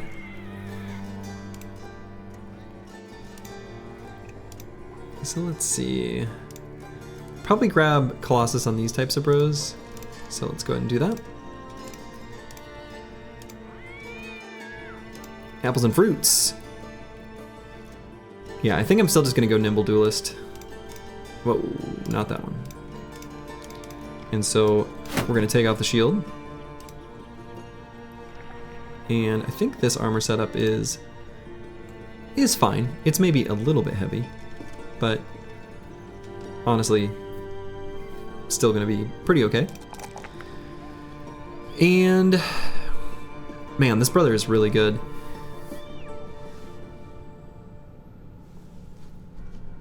Let's just give him more fatigue to work with, so that when the time comes to ka-chonk some necro savants in the head with hail, we've got the fatigue to do it. That brother's really, this is a really, really strong thrower. And he's strong when engaging in melee as well, just not durable. So cool. Same deal with golden guys. Very nice, brother.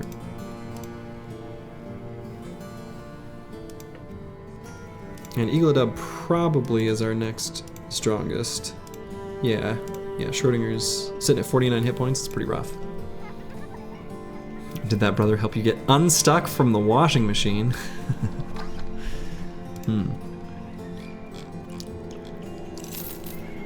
Maybe.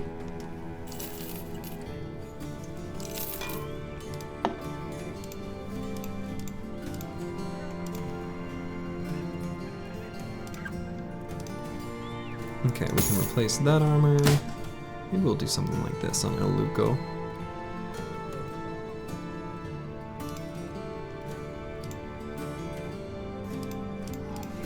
And maybe I can just get rid of this last two padded kettle hats. I think we're okay without them.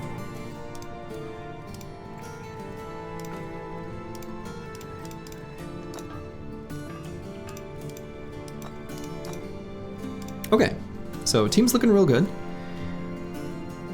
What I'm thinking now is this is a good time to make our way towards the Icy Cave. So we're going to stop by Collenberg, and we're going to stock up on supplies there. Now, I think we're going to have to still buy ammo here and tools here, just in case. We don't know what the settlement situation will be there. As annoying as that is. Oh, and this paint set. Oh, does it have to be a shield?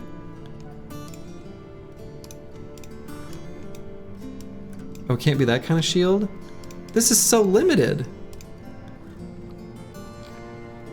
Disaster. Hello, curse word. Welcome, welcome. Alright, so let's make our way to Collenberg. We're going to stock up on supplies a little bit. And depending on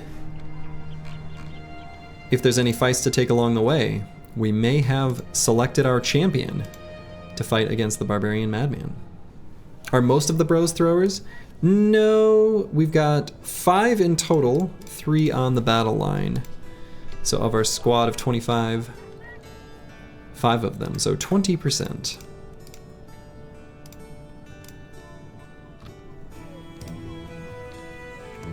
Alright, this place being raided, as predicted, has lowered the amount of stuff that they've got here, even more dramatically than I would have thought. Raided and marauding greenskins? Yikes. There's a rebuilding effort. I would hope so. Oh, and I guess I should have sold those. Well, whatever. Better late than never. Could maybe stop by Homewold first, too. Maybe stop by there to get more supplies. More tossers.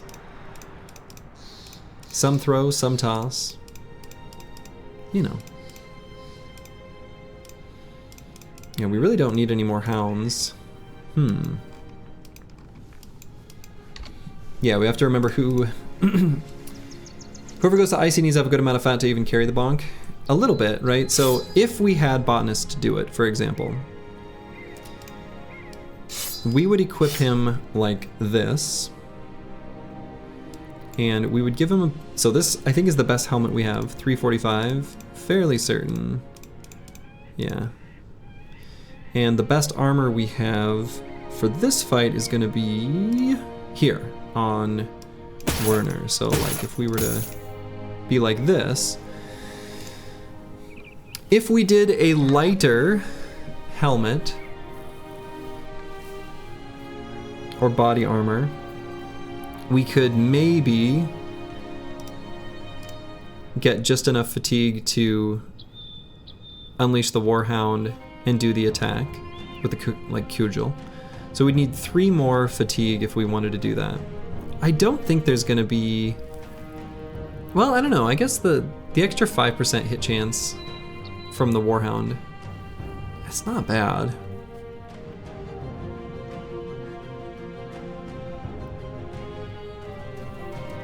So if I did level up Fat here, that would put us up to 27, so I need to reclaim 3.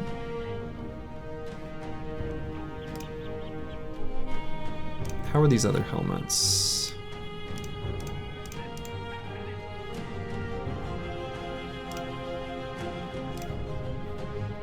Not that much lighter.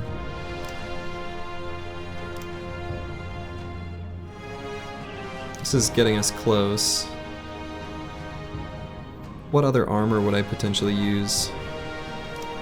This one. And that would get us there.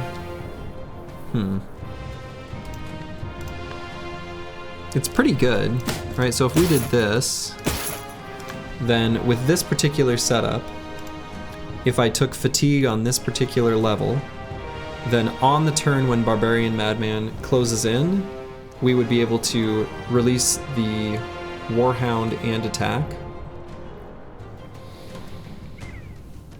That's probably worth it. Okay, so let's see if there's a fight that we get in on the way.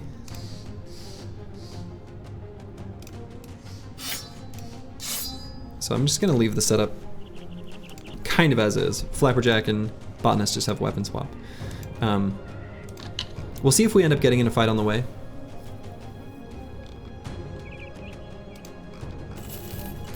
And if not, then we'll, yeah, so we'll take like easy fights like this. The other thing about easy fights like this is by taking more fights, then Botanist can, you know, keep increasing their morale state. We're gonna put him in the back because we don't want that armor to get dinged. We gotta keep it nice and fresh and shiny for this upcoming fight.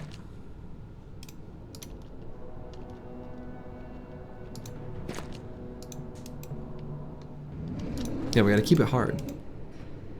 Stay hard. How come we didn't take the level? I mean, I guess I could have there in the end.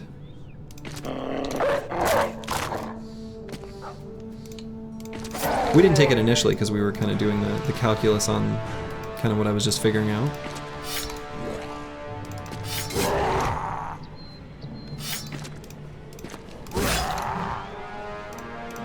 But now it would be fine.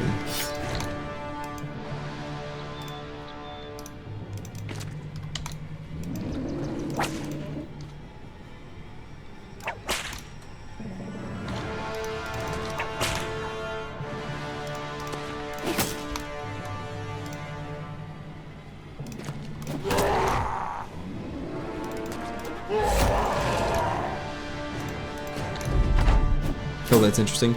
Yeah, so the idea is, what I wanted to figure out, so under normal circumstances I would not level fatigue on that level on that bro. In this case I'm doing it because I'm hitting a breakpoint that is important for this next battle, and this next battle is one where that bro could, if we got extremely unlucky, die. And I don't want that. That would be bad.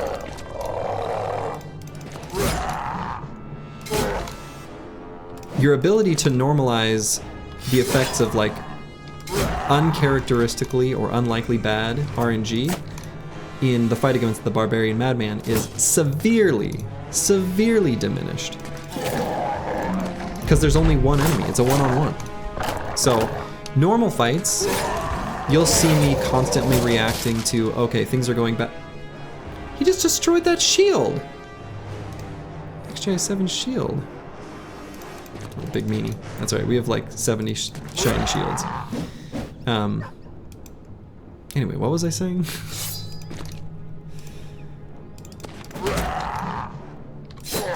Anyway, you'll see me reacting, pulling bros from one side of the battlefield to the other, etc., etc.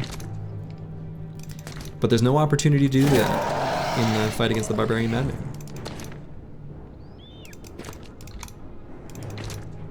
Can't believe that shield would just get destroyed like that.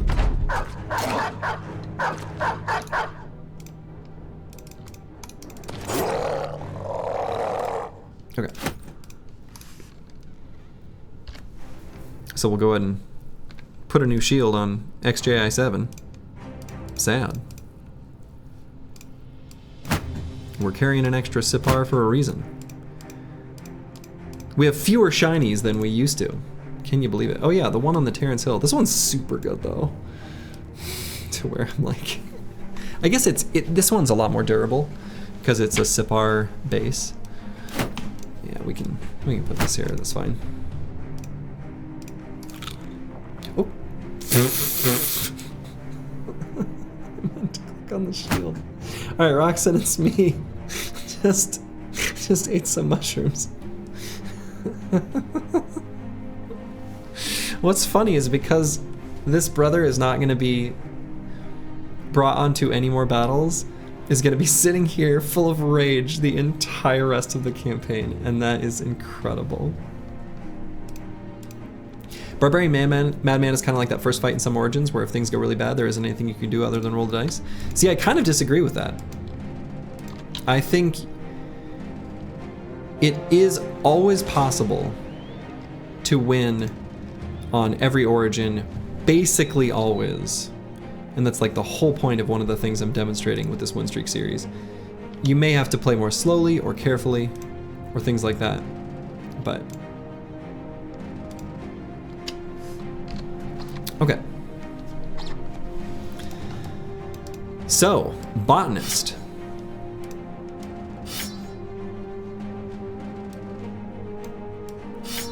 Is going to be the one to do this fight.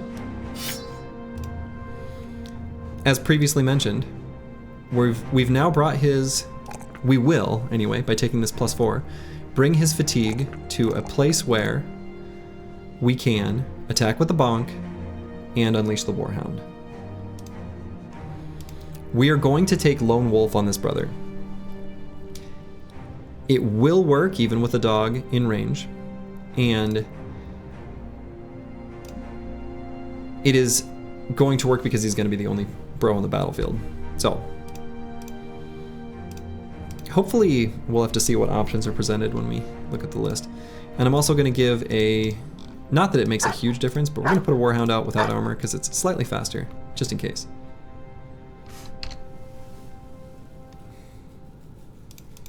So, Botanist, you're here to be our hero. Don't let us down.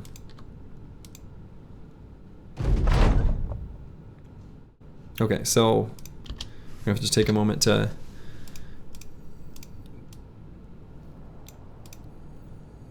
it's gonna be weird about, you know, it's always gonna propose the highest level bros, but yeah, so we're gonna swap here and here. All right, let's try again. There we go. Remember potions? Oh yeah, we could have done a cat potion, huh? Well, we didn't. Probably should have. All right, and I'm gonna back up to here, make it so that he goes all the way into range. Okay, so put a dog down and bonk. Good, and we got the daze, so that's huge. We still have 47 melee defense, so pretty ding dang good. Let's see what his hit chance is against us. 33. He did manage to connect, but our hit chance against him is 82.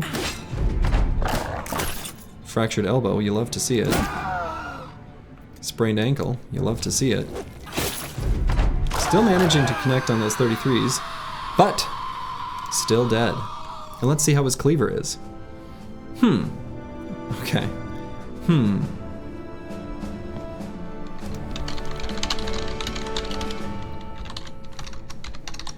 I always have to remind myself what the base stats of the barbarian.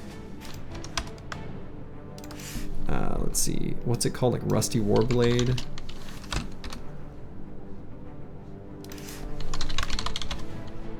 Yeah, named Rusty Warblade.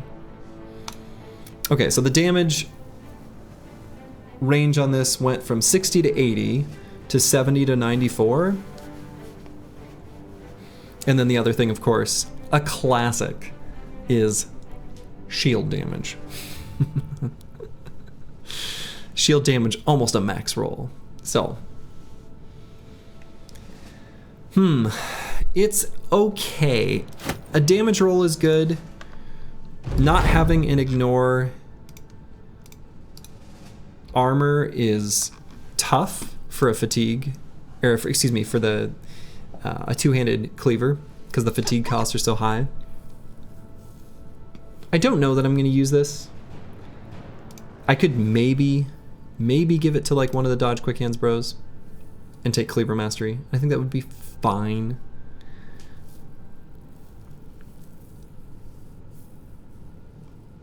It's probably worth using in that capacity.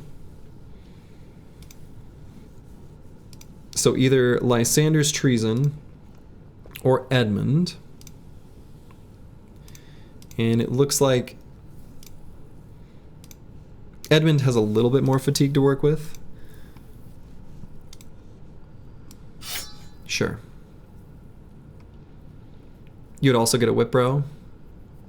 True. Yeah, we would, by virtue of the fact that we would take cleaver mastery. That's true. I mean, that does give us the option to carry like billhook plus this plus a whip, and occasionally, yeah, we may have relevant plays where the whip's disarm or even regular, whoosh, is relevant. Hello, Blackfire. Welcome, welcome. So yeah, I mean, that was good.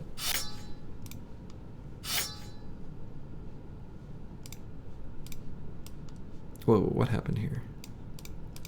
Why do I have an extra? Why do I have an extra heavy rusty axe? Where did this come from? Was this always here? Why is this here? Who did I take this off of?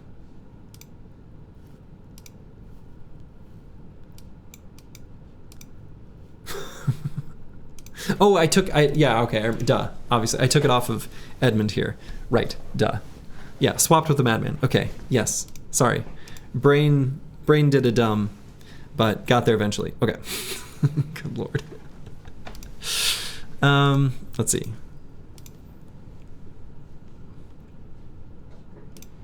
What do I want to do with this? We can put this here. And I think we're all kitted out on the highest tier weapons now, which is good. You love to see it.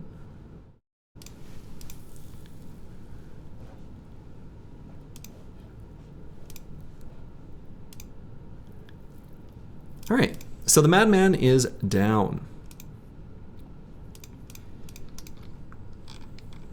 The cat has zoomies, oh boy.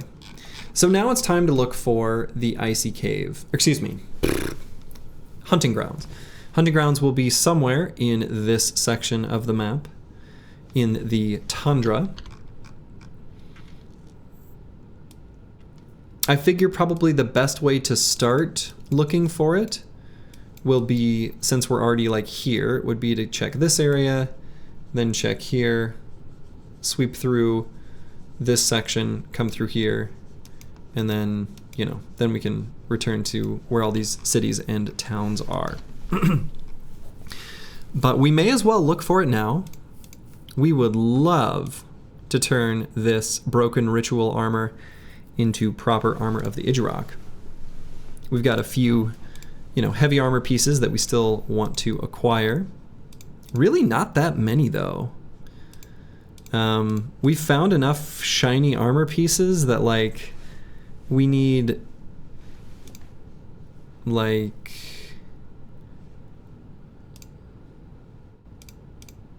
two or three?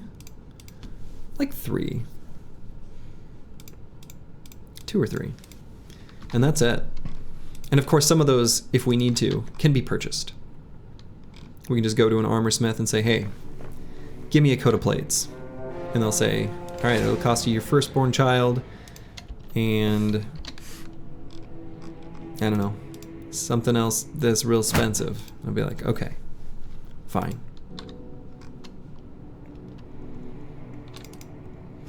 So we're going to be taking all the fights that we can along the way.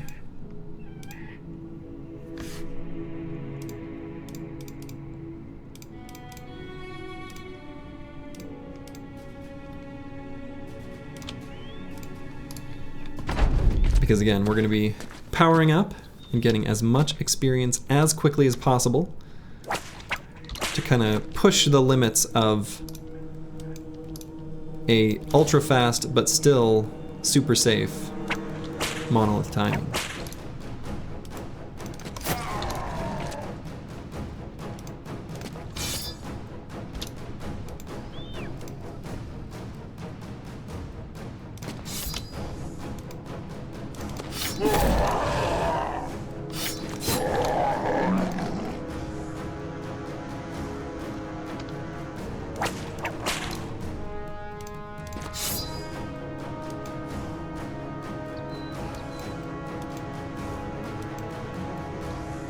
Just imagine you're aggressively yelling from the sides like a baseball game. Oh man.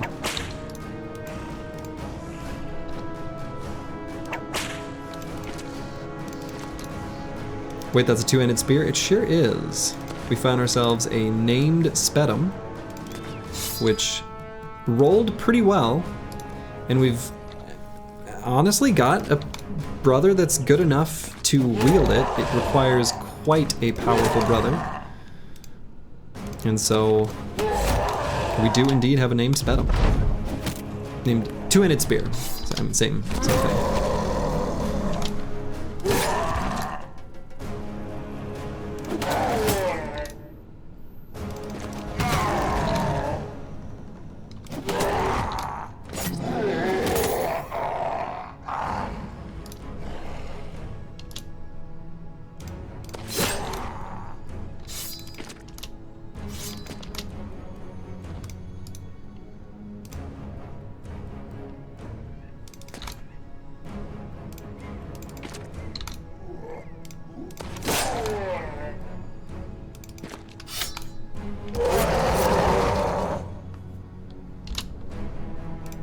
So we're pushing the spears forward, as you do.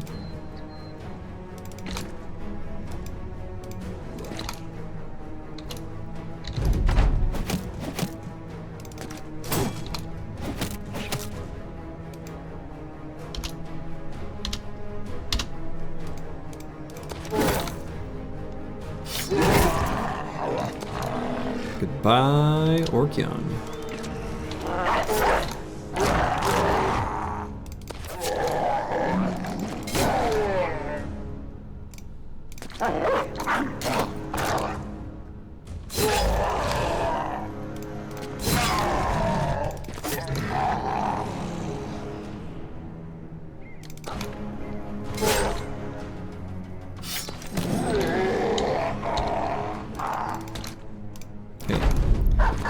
And of course, we'll run him down. We're not letting this last orc just live.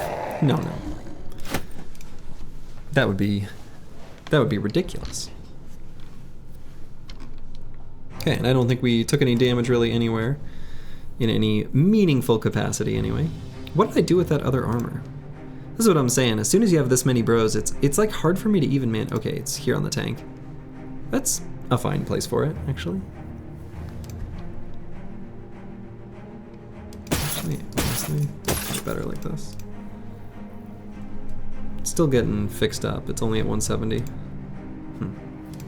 Well, it'll still be fine. Okay, and we'll fight this raging horde camp.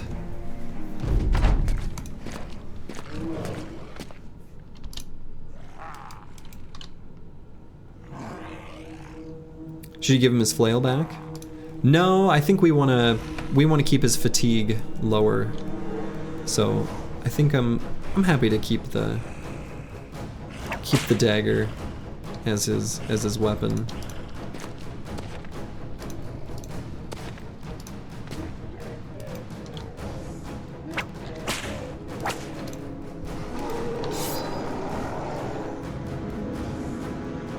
Let's see, so if I push like Master Matic is here, so I can put XJ7 here. So do you know it's mandatory when a group breaks a famed shield to make sure their camp is whipped off the map? Yes. It is right and proper to do so.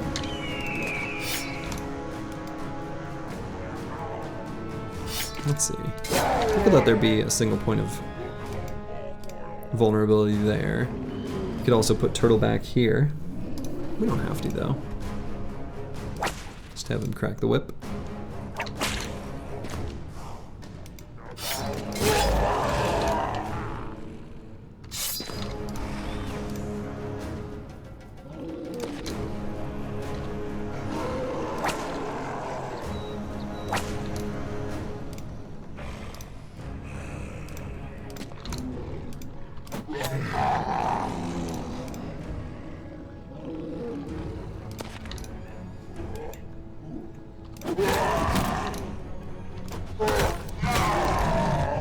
Really enjoying the hit chance on those fancy named throwing axes. It's been really nice to just reliably hit. Like even if the DPS numerically doesn't end up as good, just the reliability is it's pretty dang nice. It's pretty dang nice.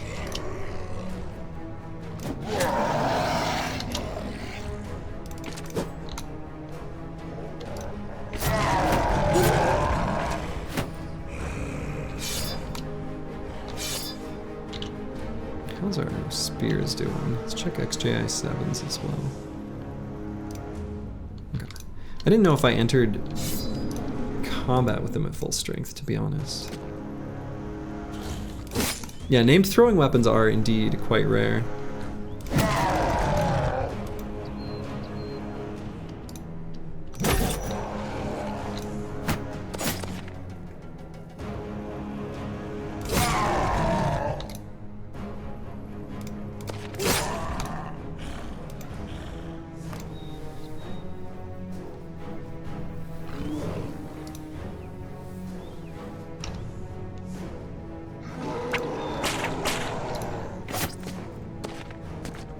Yeah, barbarian weapons go hard.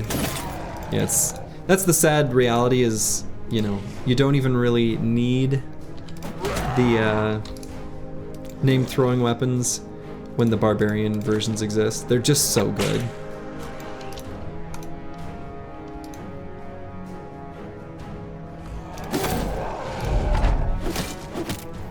They're so good.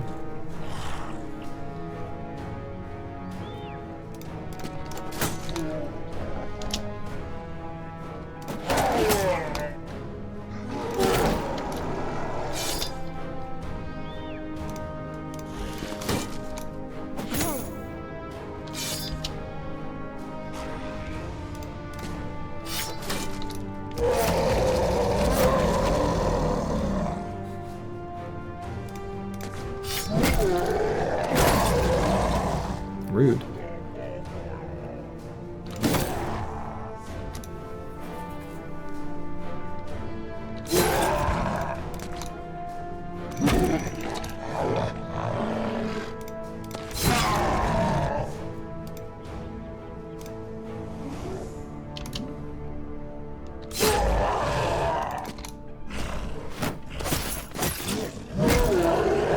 Good job.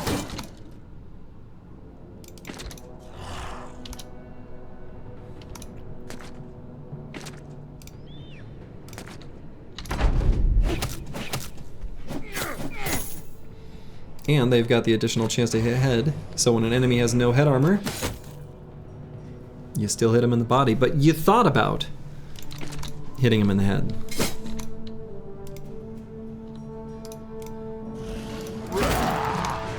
And, you know, it's the thought that counts. Right? Right.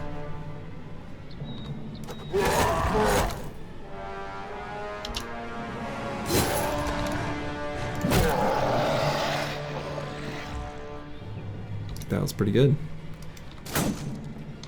I'll probably put it down. Thank you.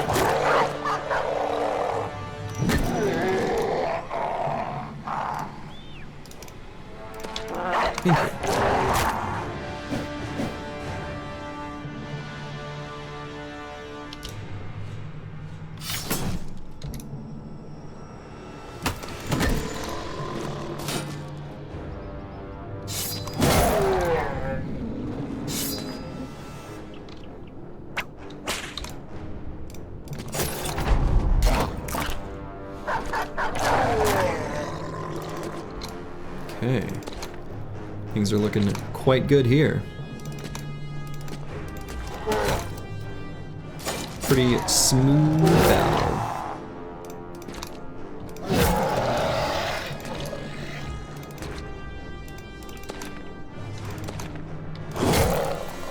There we go. And we took very little damage, just like little smatterings of damage on a few bros, mostly from their throwing weapons. No fancy shinies. We've gotten used to them at this point. We destroy an enemy camp and there's no fancy shiny, and I'm like, what a ripoff, you know? But let's remember our objective. We're looking for the hunting grounds. So I think we should get a viewpoint, a vantage point of this whole area if we step on this high ground. The downside, of course, to fighting the icy cave after you've already explored the tundra is, you know, I have guesses as to like the approximate viewing radius, but they're just guesses. Why the throwing axes over the jabs? Well, we don't have any more heavy javelins. I mean, I guess that's not even true. I do have a few extra on El Luco. The one advantage that heavy throwing axes have, other than against Ancient Dead, is they are sometimes gonna be a better choice against Orc Warriors when they have so much armor that the javelins can't even do damage to their hit points, like even after Duelist. The other advantage is they have a slight additional chance to hit head, and Orc Warriors, the lower Orc Warriors, like ones we saw in that last fight, sometimes go into battle like a Briggy without headgear on.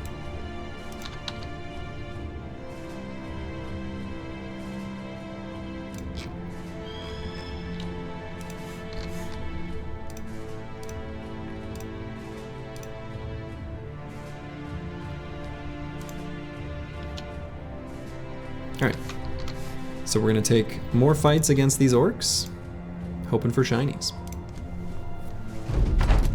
But even if we don't get shinies, we are gonna gain experience. And experience is very welcome.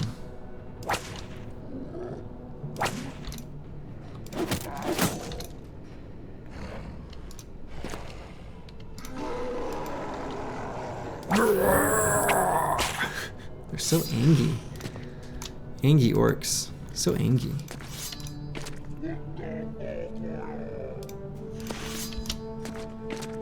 Alright, there's their warriors. See, that's what I'm talking about. So these orc warriors,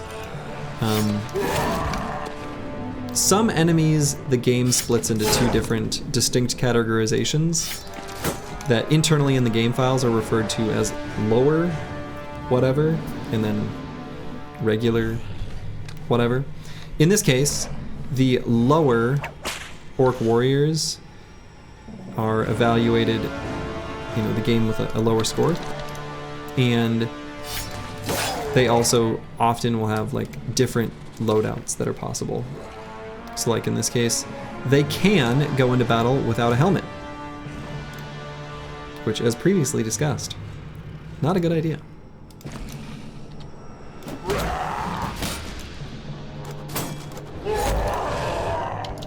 But that's how I know they're the lower Orc Warriors, because the upper Orc Warriors will always have a helmet.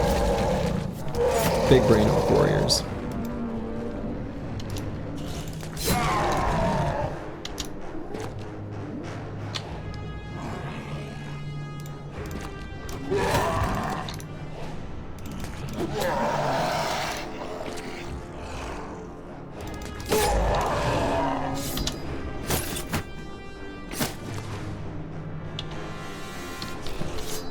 Checking on the status of the spear.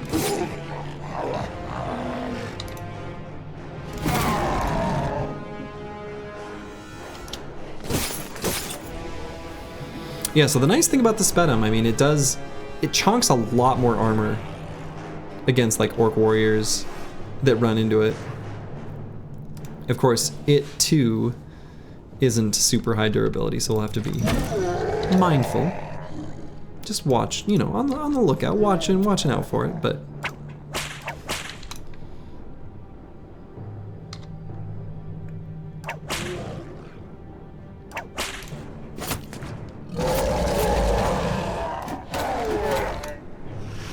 alright, so we did have an Orc Young make it through. Go ahead and give that Tookus a little push. Can you get the normal version to drop, or do you have to buy it? Normal version of what? Crackalack.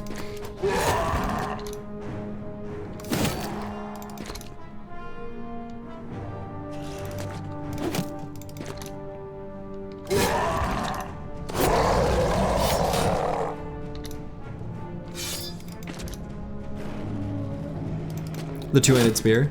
Oh yeah, you can buy them. I wouldn't recommend it.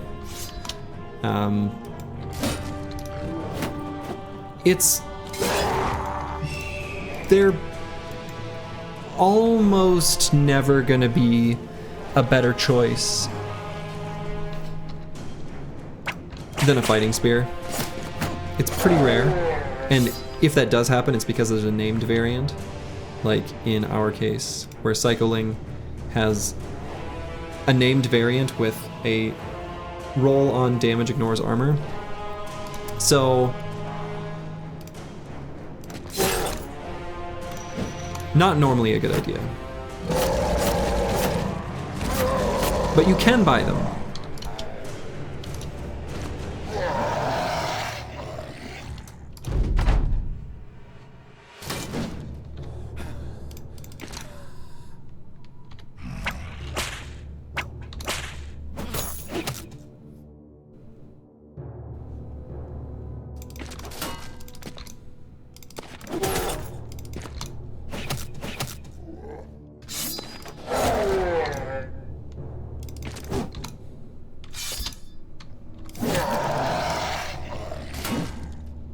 How many times have we missed this guy?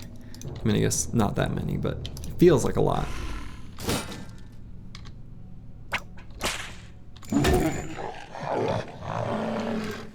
Hit him in the head. Chonked him right in the head. How do I know? He's got active.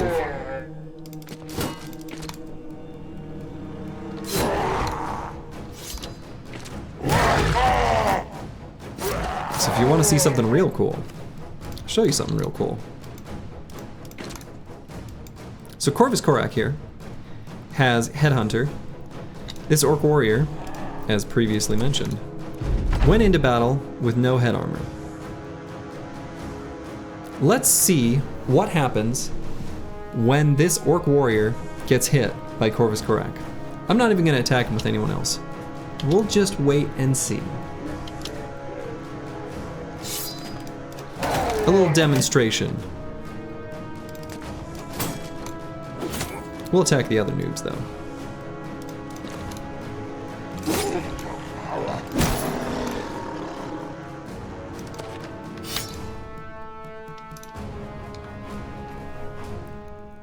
Let's take a look. Dang, I was hoping it was gonna kill him. It can get close. That's still a pretty good amount of damage to an Orc Warrior, though. He wasn't quite full health. He was a little bit damaged, but regardless, you love to see it.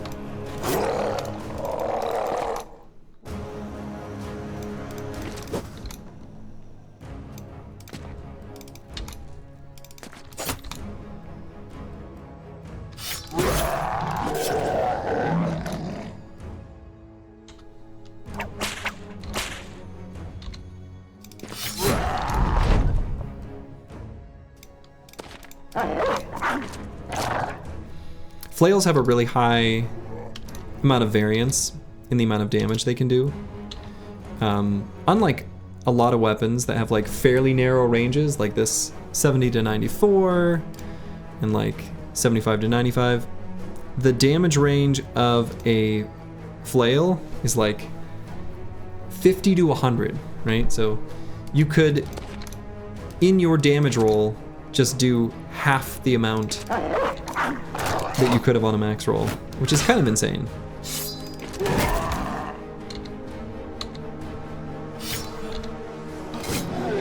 So the damage can be real spiky. Oh,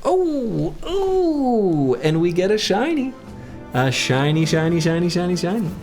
And this is, we were just talking about them earlier. Roxanne, it's me, asked about the Bardiche, and I said, you know, if you get a named variant, blah, blah, blah, blah, blah.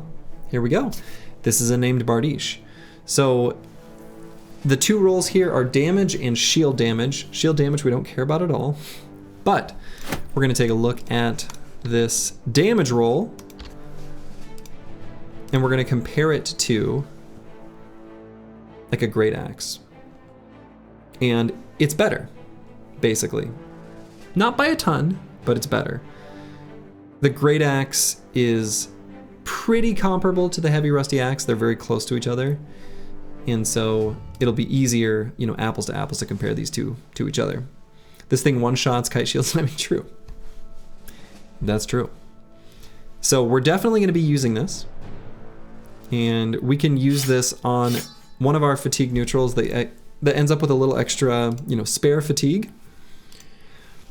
Or even on a dodge quick hands bro. For sure, that would be an option. But I kind of like the idea of tossing it on Botanist here. Botanist did do us well in taking out... Wow, it doesn't even say the most powerful opponent. Oh, I think the dog finished off the Madman, though. Yeah. Anyway. Regardless, he's the slayer of the Madman. And so here we go. Yeah, you were just talking about it like 30 minutes ago, which is kind of nuts. So, there we go. It's a good one.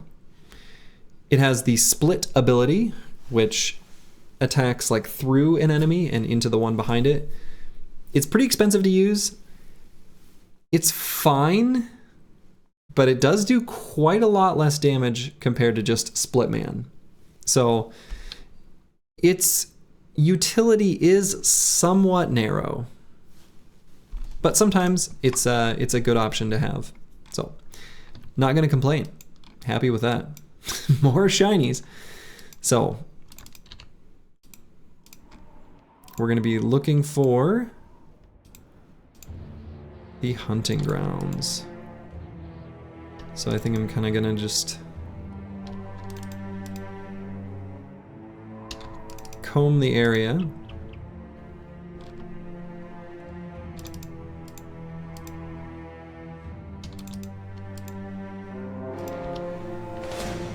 We'll take a peek on this mountaintop and then fight these orcs. Man, the team is strong. The team is so strong. Like, kind of insane.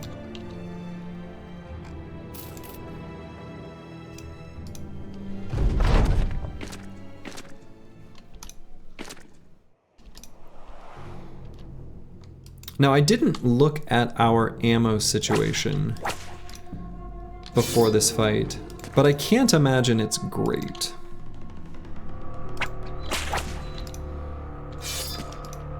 I was being a little bit conservative with ammo in that last fight. And I'm going to continue that trend in this fight, being just a little bit conservative with it. Caw-caw!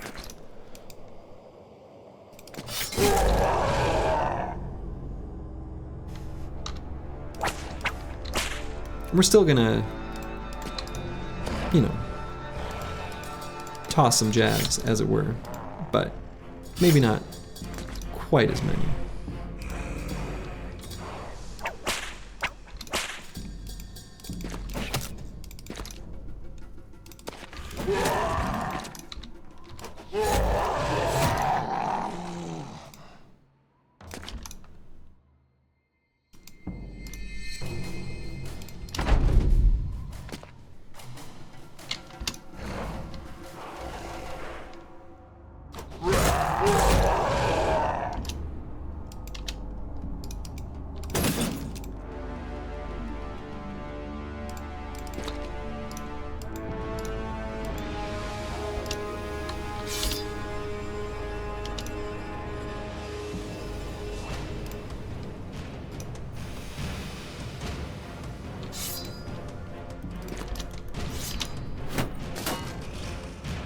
What? You can't make it through there, that's cheating.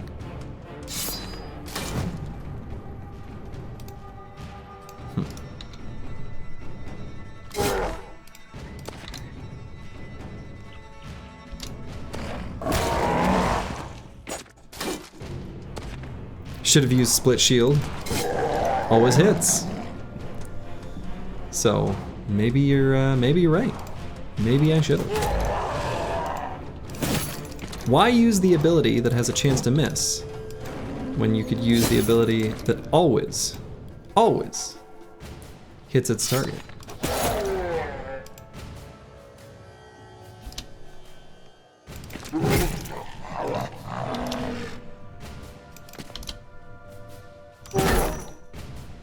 Nice attack there by Zenithot 3.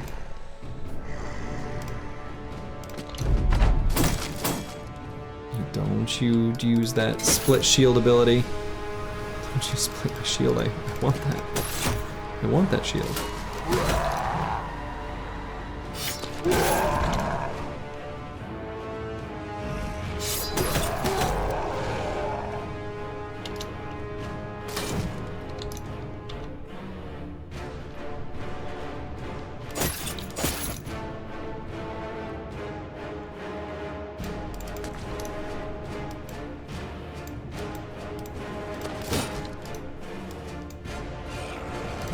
Does split shield really cost 30 fatigue?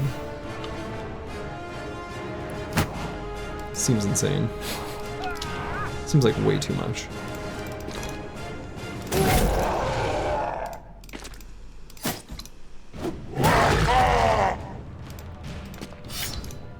No? Oh, okay.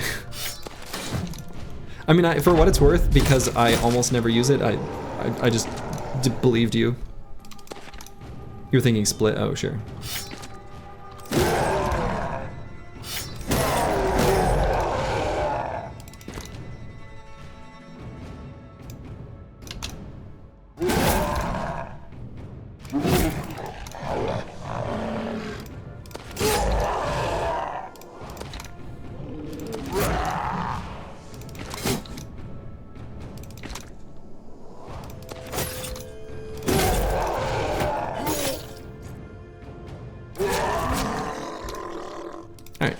Got this guy fleeing. Gonna run him down, of course. There we go. Another orc camp down. No fancy shiny. We accept this. Alright, yeah, only 40 ammo. Oof. Yeah, ammo's been a problem. Ammo's been a problem. Alright, Werner. Werner has leveled up.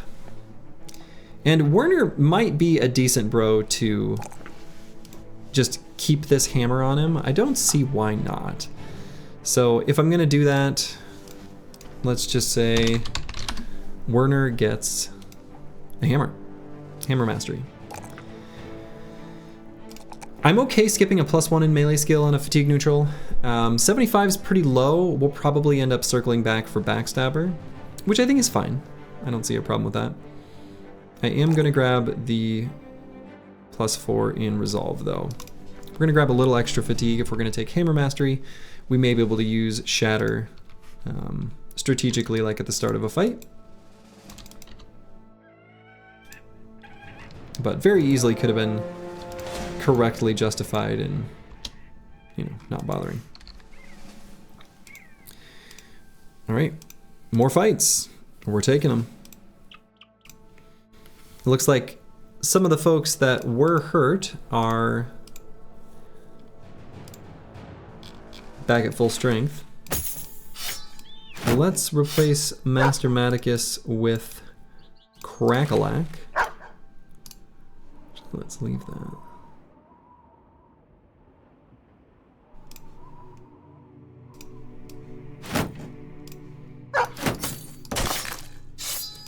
Maybe put this Saleh somewhere else.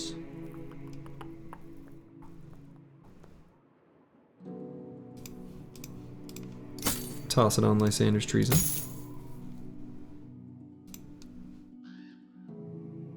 Thor9N could be put back on the battlefield, as could Mortimer Drock.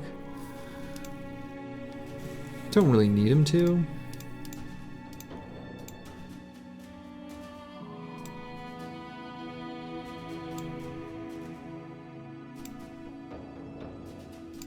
Let's swap this armor on Manifest Destiny's Child, considering that got pretty chonked. Curious what's the daily wage? Probably really low. Yeah, 222. The indebted collect no wage. So we're paying out a pittance. A pittance.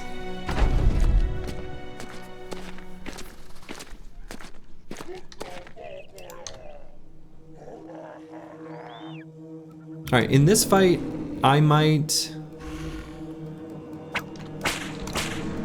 just use no ammo or very little.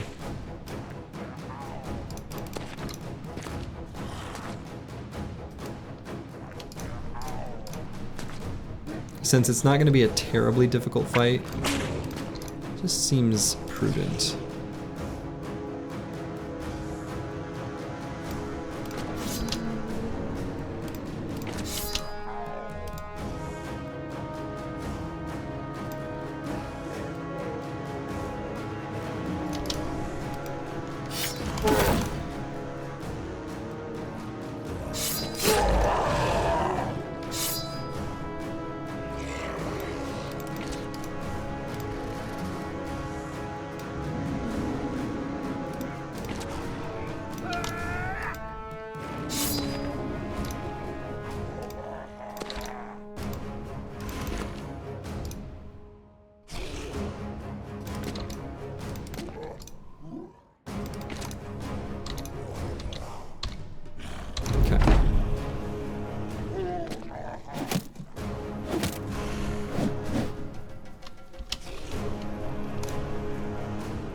So we're gonna wait behind the Spear Bros for the first half of the round, and then we're gonna explode forward. And blow up that guy. Caca!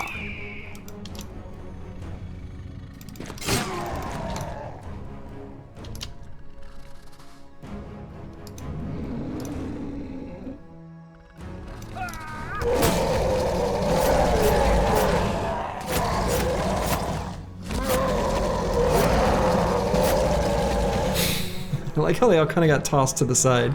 Each one of those that attacked just was pushed downward in a way that was like oddly pleasing to me.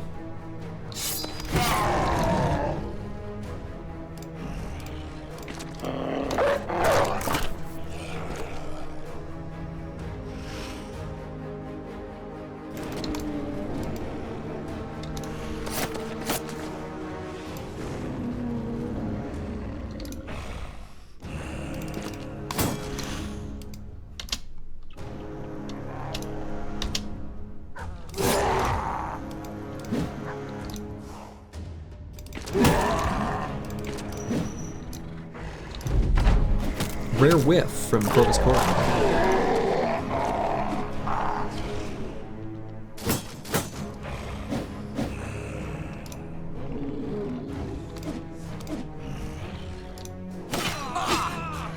Oof.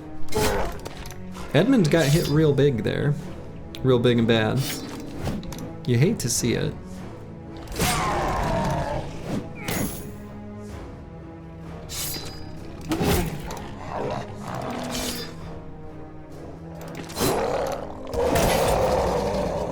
I guess by killing that guy we kind of... well... Is that a barbarian cleaver you see? It is. We killed the madman. The madman is no more.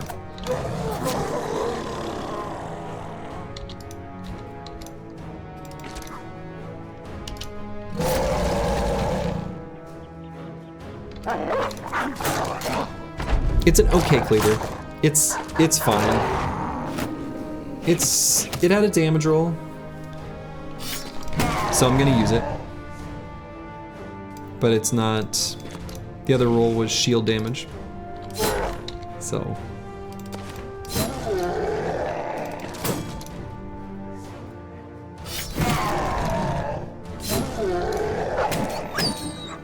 My dog!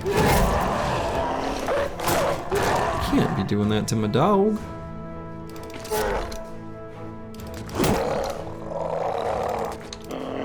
Unbelievable.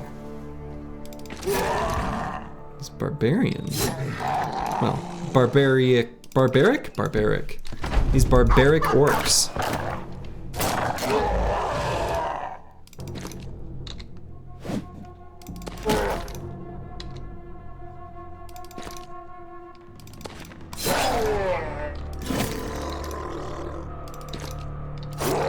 Okay. Another group of orcs down.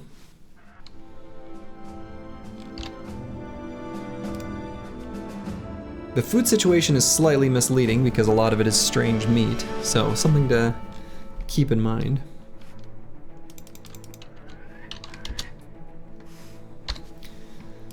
And if I am gonna try to do this super fast, I am gonna take even some of these fights against wandering groups of enemies. Strange mead, yes. You slurp it down. All right, Edmund got a cut artery in that last fight, so we're gonna cycle him out. That's all right. He's been in the fighting line for a little while. He's due for a break. We can put Thor 9N back in to gain some experience.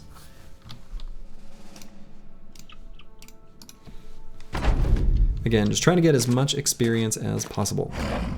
I suppose we could pull out one indebted, which would decrease the amount of total shared EXP.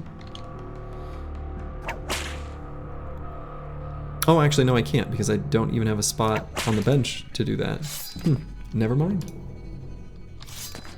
Such a thing, actually, I cannot do. Without dismissing someone anyway. And that wouldn't be right. Caw!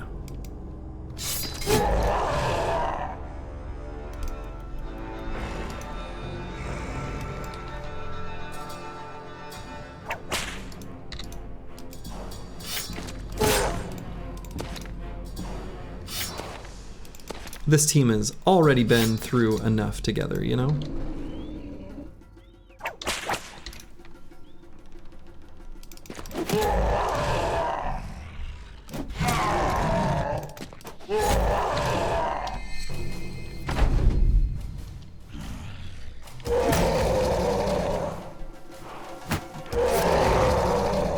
Good try.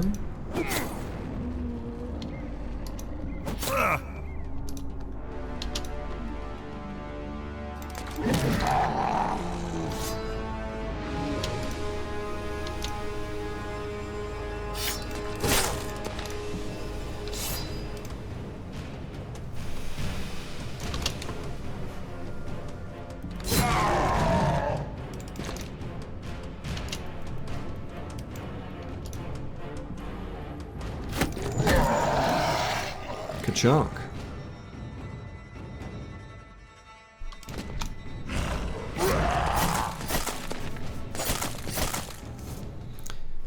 Good try, Mr. Berserker. Let's see, do I just push forward? Yeah, maybe not against a man-splitter. Other places in the battlefield, sure. The man-splitter, we'll keep him, you know, hanging back.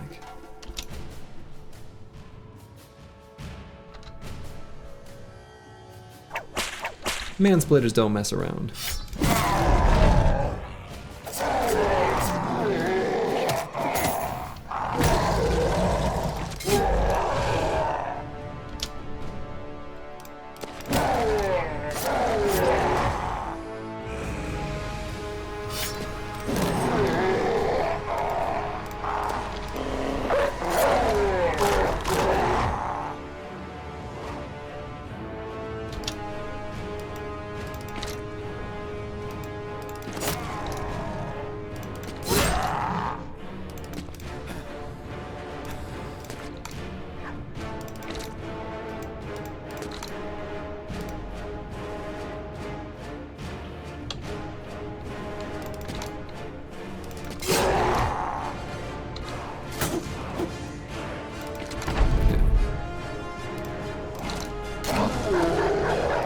Boy.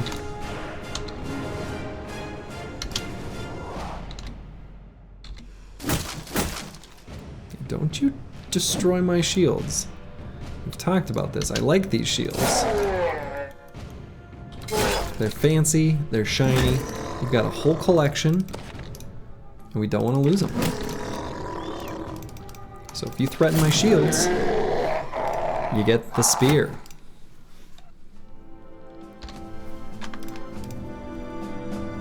Let's see. Yeah, the shield took a little hurt. We'll swap to this weird one with like infinite durability, but super heavy. All right, so we've checked here and then up through here. I suppose now it's time to just comb like this.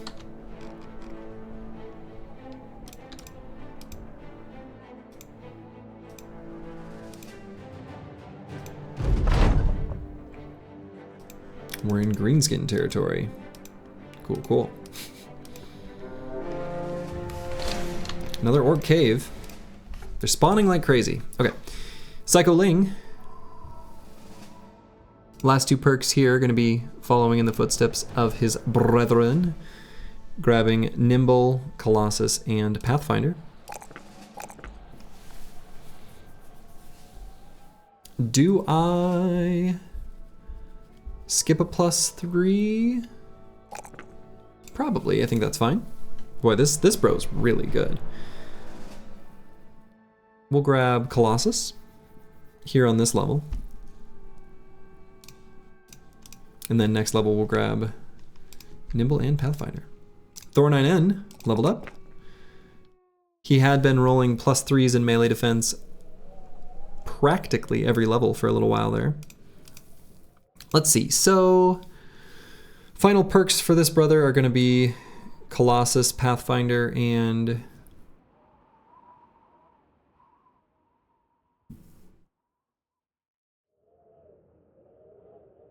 Gifted? Here's a few options.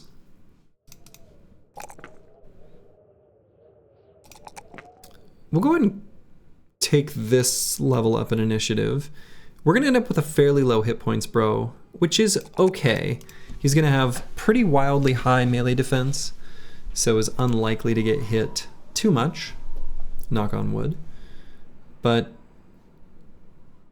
let's come back for Colossus. There's been a few times we've put this bro in some amount of danger where I'd feel better if his hit point total were a bit higher.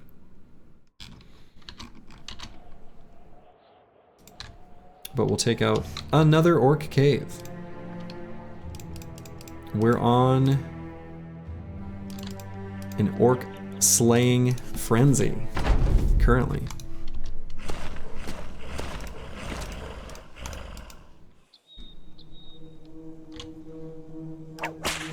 Similar to the last fight, I'm going to be substantially more conservative than I kind of had been about preserving our ammo.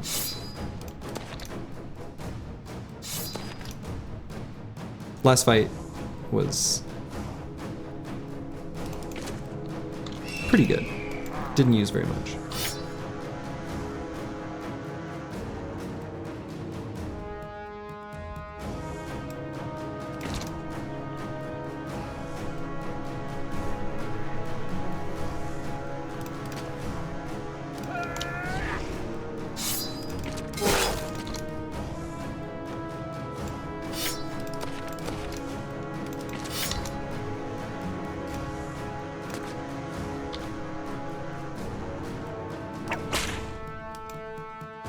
Okay, I'm just not going to use any.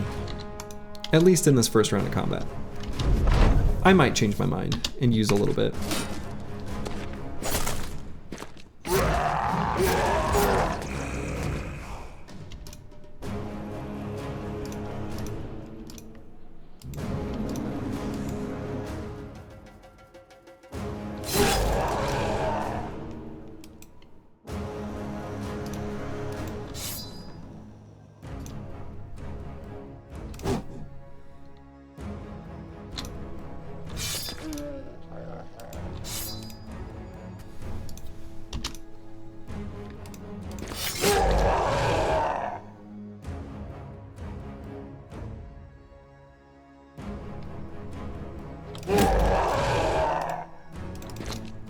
I bet you I can do enough damage to take that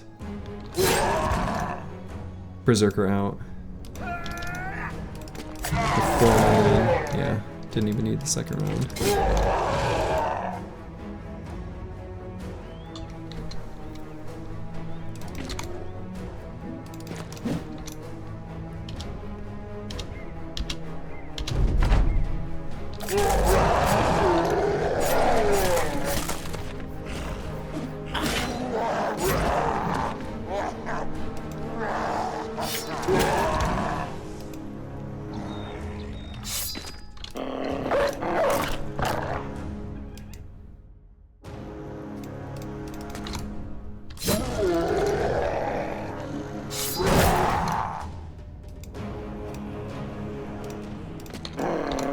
We're just gonna chase him down now at this point.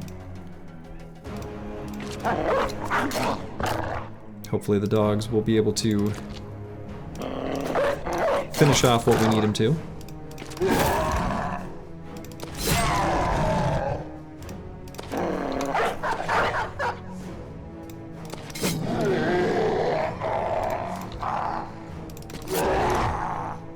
Looks like we've done it. We'll let the dogs finish him off. Give the dogs the honor. Keep their teeth sharp, you know?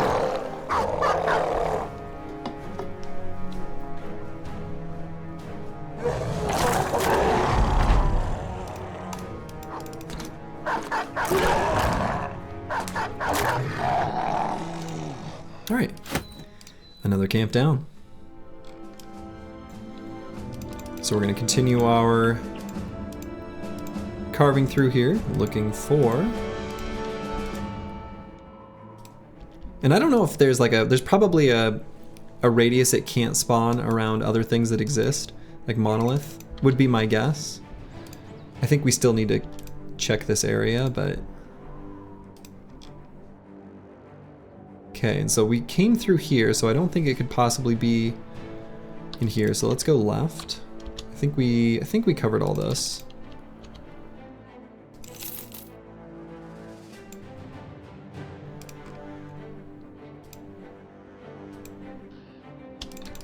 I don't think there's a possibility for it to spawn in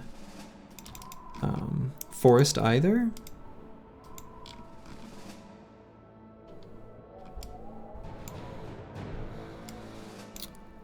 So I suppose it could be,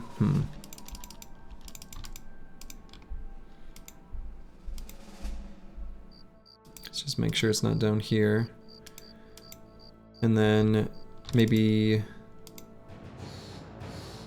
head on over to Aha, there we go. There we go. There it is. The hunting ground. That wasn't too bad, actually. From the icy cave, you know, we didn't have to carve through that much tundra. Wonderful. Okay. Let's level up. Zenithot 3.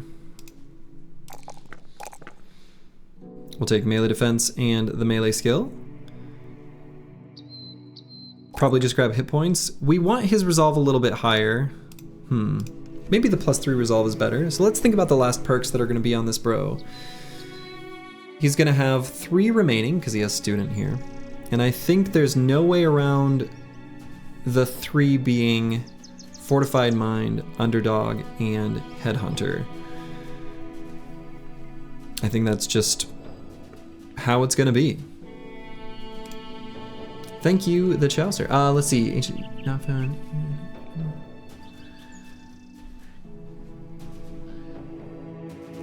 Yeah, yes, yep. And I think it's fair to call the grotesque tree incomplete because we still have the water skin. So I think that's fair to put it as incomplete still. Probably most correct. I think that's right. Actually, I think we may have found the watermill now that I think about it. It was like somewhere on the left side of the map. Wait, where was it? Oh yeah, hold on, I think I spotted it. Technically found the watermill as well. So, oh wait, oh, I'm illiterate. That's what it says. Okay. Yeah, that looks correct. Yes, good job.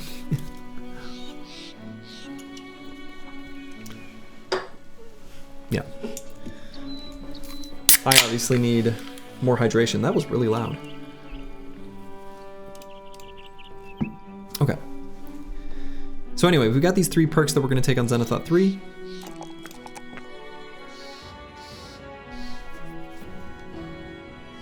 I might greed out and hope for more resolve. 51 is a little bit low, but what I'm going to do is maybe grab Fort Mind right now. We can finish up his build with Headhunter and Underdog. I don't know, maybe that was dumb, but it's the buttons I clicked on.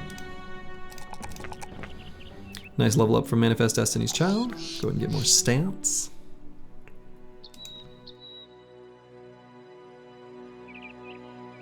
And let's see. Manifest Destiny's Child will probably do a similar deal to like Flapperjack here. Very similar, only I think instead of, you know, we've got quick hands and we're taking that instead of gifted. I think that's probably pretty good here. So we can probably take Axe Mastery. Or even just Pathfinder. Maybe just Pathfinder. That'll be real good. Real good. Alright, now as far as brothers who I want to fight in the hunting ground. As previously mentioned, it is a fight where we've only got so much surface area. We have to take 16 bros into this fight, otherwise we would maybe pare it down. Turtleback doesn't do us like any good, but the exception where I think I'm gonna leave him in is 1, just for experience, and 2, he can stand in front of bros to shield them and act as a human wall in situations where we need him to.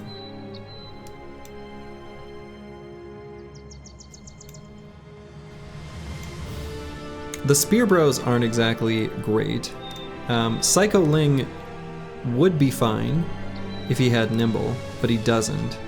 So actually what I might do is, just for now, we're gonna swap Crackalack and Psycho Ling's setup. We're gonna give Crackalack the Bitter Phalanx, and we're gonna swap XGI7 and Psycho Ling out for Ball and Stallin 1 and Little Red.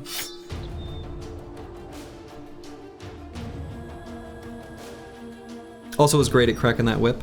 Very true. Very true. High level brother can crack the whip. We definitely want to have Flapperjack with this mace out on the battlefield. And let's see.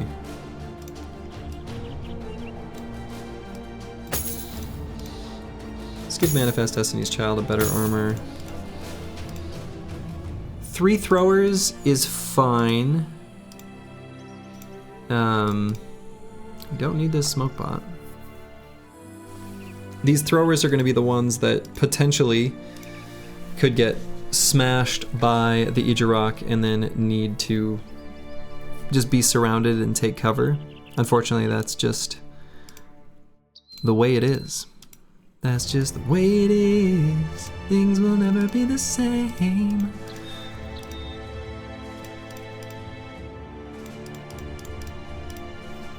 Alright, I think this is good enough.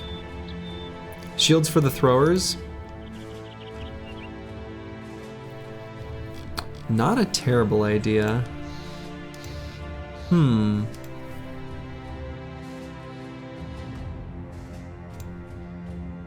Yeah, right? Because Duelist doesn't do anything for them.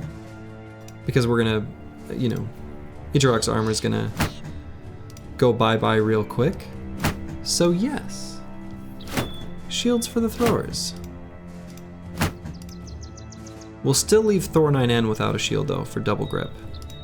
But good call, Choppy Cat.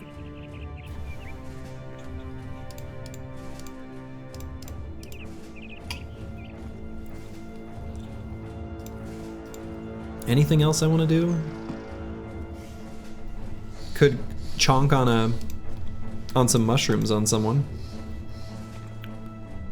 But any individual damage contribution is going to be relatively low.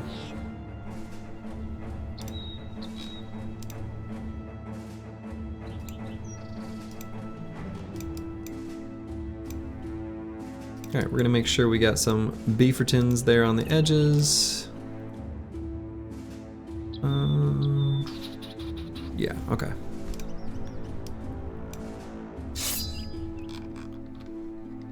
Let's do this. I think this is good enough.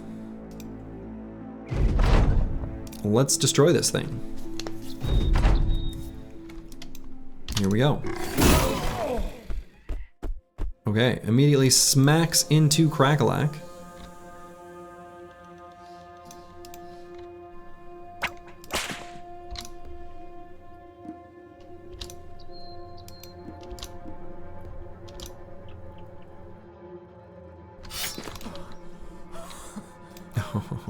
Okay.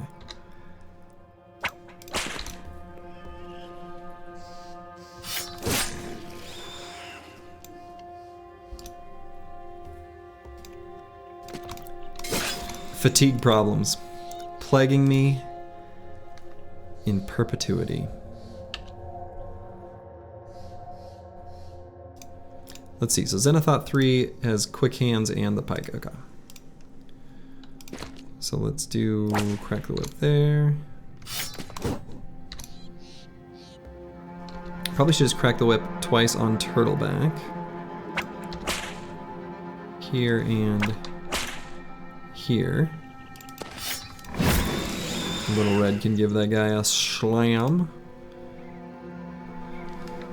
Where do I want Flapperjack? Where do I think he's going to attack next? Unsure where exactly it'll be, but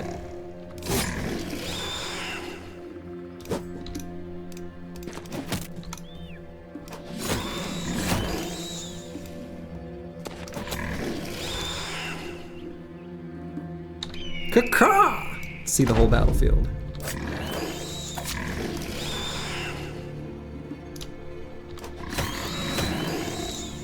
And here, of course, we're going to get all the damage in that we can.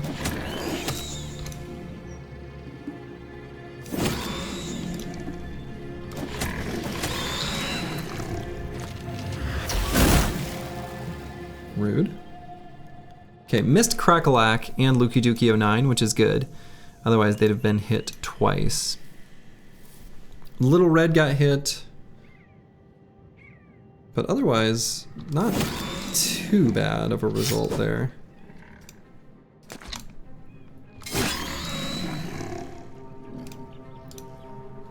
Let's see if we can make a space for Flapperjack. Get that mace in there.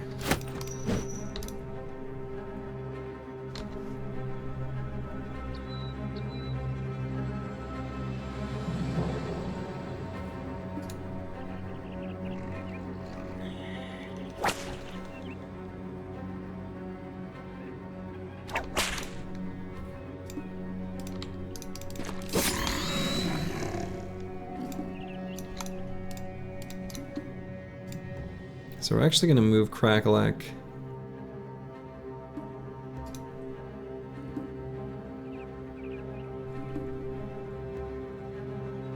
Yeah, I think I do this. So we can get Flapperjack there. Is he faster? Yes. Why is he so fast?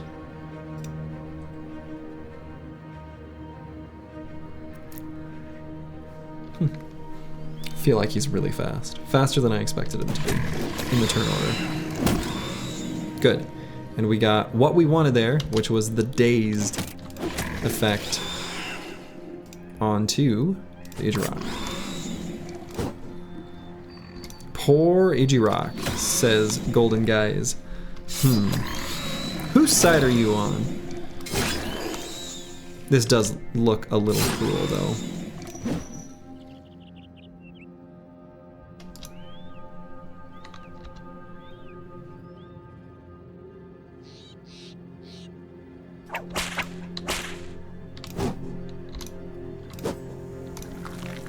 Still managing to miss a bunch, which is not my fave.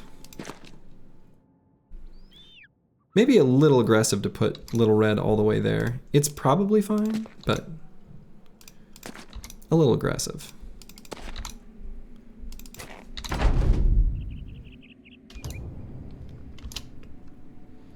Okay, so we're gonna have to wait on a decent number of bros to see if he hops back over to the other side.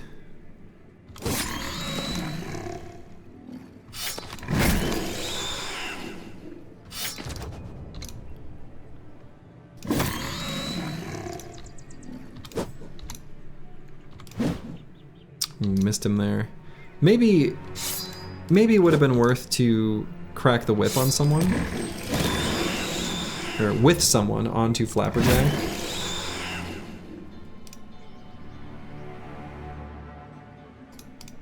But it's not what I did.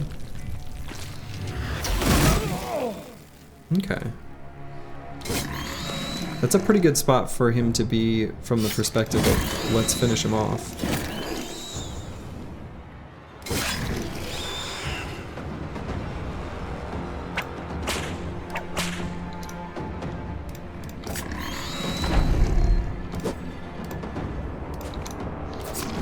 There we go.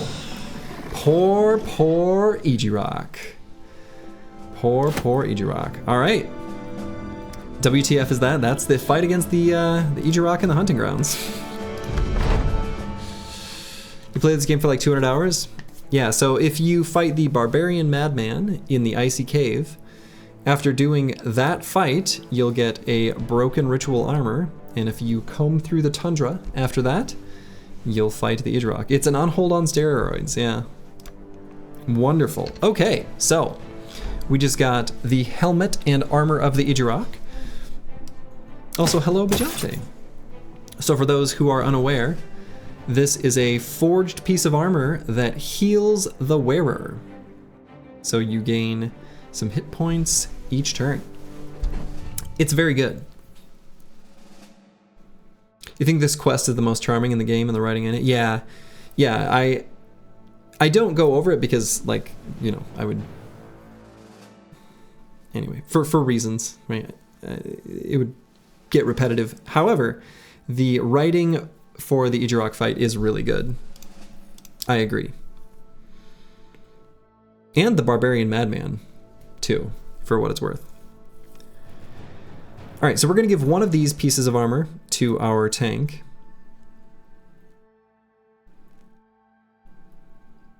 We'll give him the body armor. No particular reason. And then we're going to give another one of these to another bro. So, yeah, and we're gonna...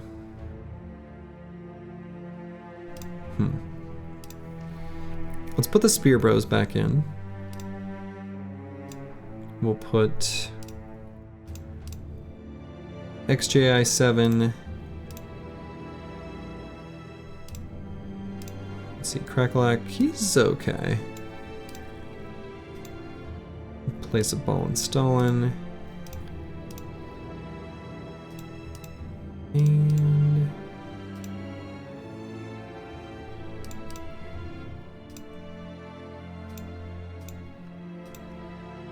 Little Red. Witch Hut riding might be the funniest one. Yeah, in the last run where we did the Witch Hut, I did read through all of that dialogue with voices. A special treat, if you could call it that. All right, our banner is way hurt with these injuries, so we're gonna cycle him out. We'll go ahead and replace him with Mortimer Drop. 10 out of 10 would recommend. All right, we're gonna take these shields off of the throwers.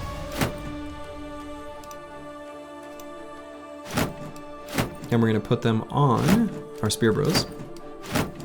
Maybe put them in the pocket for now. Sometimes we want them out, sometimes we don't. Depends on the fight. But we can start with them out while we're in Orc land, and that's probably going to be what we want most of the time.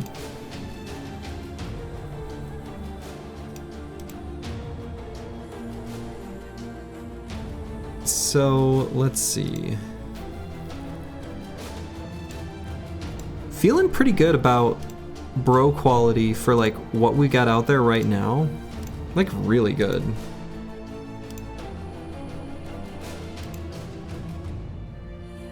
The part that she's admiring the orc private parts as gold, oh yeah. Is very good. Alright, Thornine End got a fractured hand, so we're gonna cycle him out. Or are we?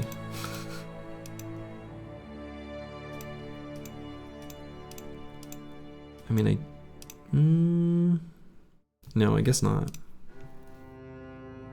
Cut artery on Edmund is a little tenuous. Sergi, a bit of a weird question, but any plans for a Valentine's Day stream maybe? Oh boy, something nice and romantic. We were just talking about the Witch Hut. I don't know exactly what I'll be doing on Valentine's Day yet. I don't know if I'm gonna stream or not. TBD.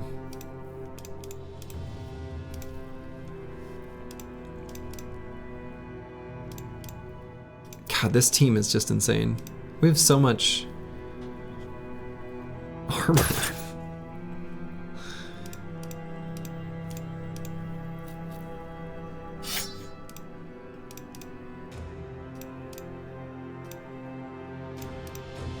So many shinies.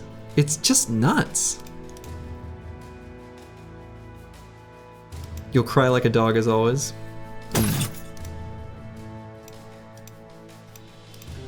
It's just another day. You know, Valentine's Day, it's just another day.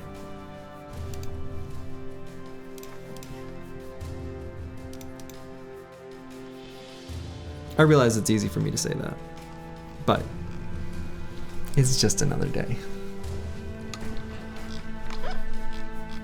Okay, so now what? So we need to get back to civilization purely for more ammo. I suppose the fastest route is through to Homewold. Kinda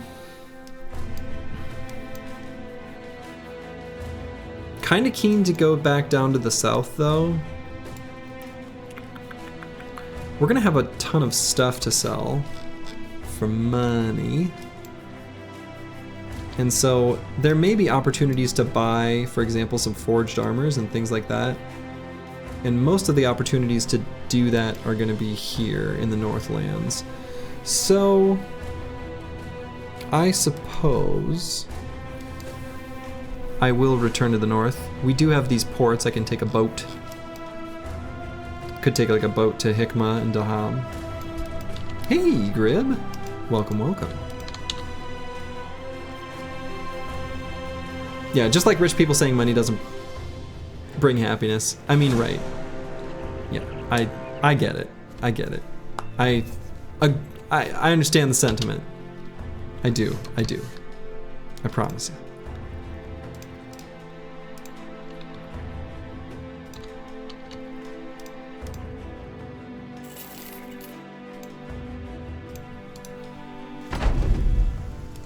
Just 6 enemies. So few.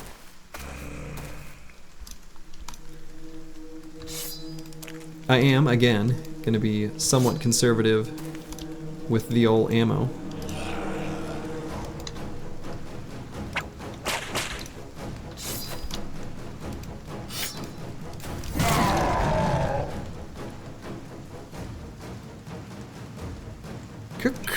Slurgy, would you say Grib is your longest running viewer? No, actually. I think that honor probably goes to Bijante. At least among the longest running.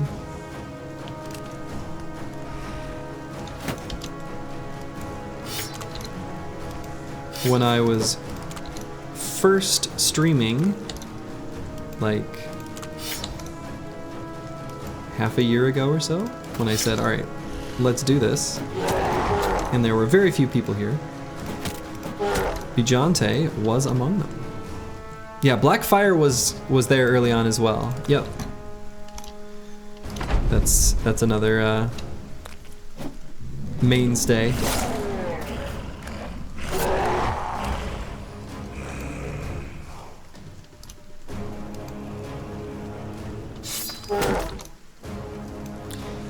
I think you started watching when I started posting the stream notifications on the Battle Brothers Discords. Yeah. So Grib has definitely been here quite a while as well.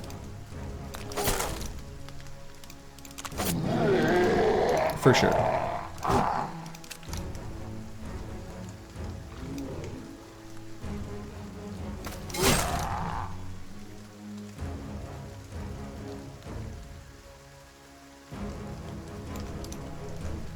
You got here 2 months ago in Northern Raiders. Boy, that was a tough run too. Uncharacteristic for that origin, for it to go so badly. But it was just a really bad seed.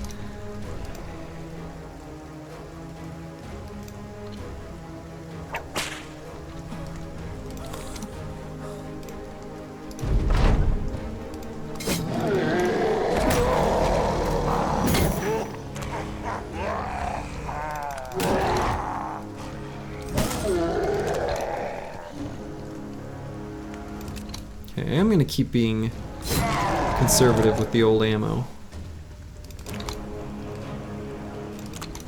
Just in case there's like bigger fights that I want to do that require more than I've got.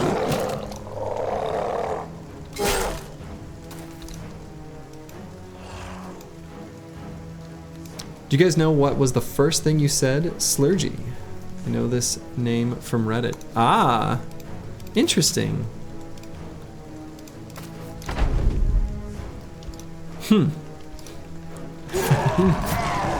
Fair enough. It makes sense.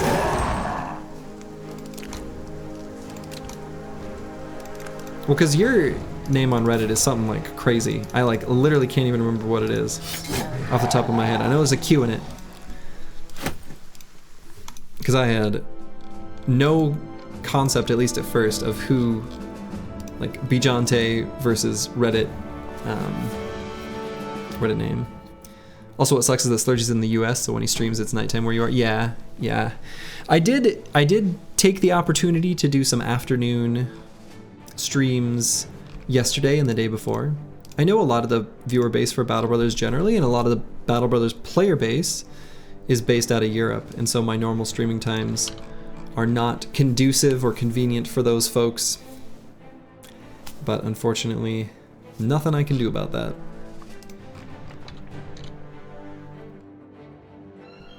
If I could stream during the day, that would be great, but...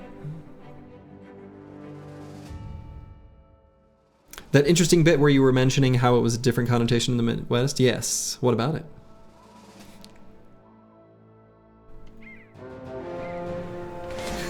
Download for all your anti-tryout mods slander.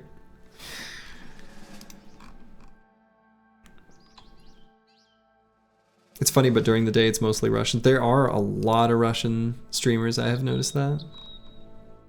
Nothing, it is interesting. Perfect in every sense. It is indeed interesting. Midwestern use of the word interesting is very good. You'll also sometimes hear a variant if someone says, well, that's different. Different is not good. At least in that context. Okay, so it seems like every single city here is constantly raided, which is a shame. All right, so let's make our way. Let's see, probably stop in Collenberg. We can get tools and ammo. Your first message was random, yeah. Alright, so they've got marauding greenskins.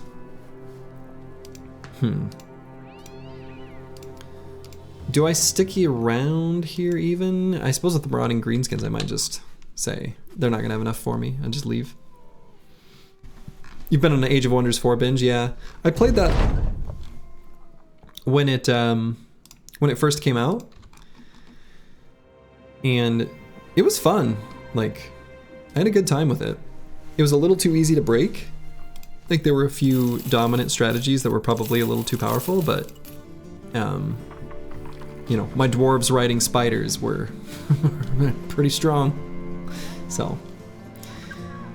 You missed the comrade emote, just a Russian general emote to represent Russians like Kekona for America. Oh, did they get rid of that? They may have had valid reason to do so, but unfortunate if so.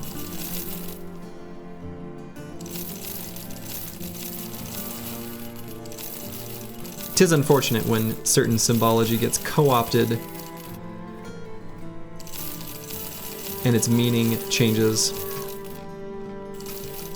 The days of just simply giving an OK sign and not having it be read into. Disappointing.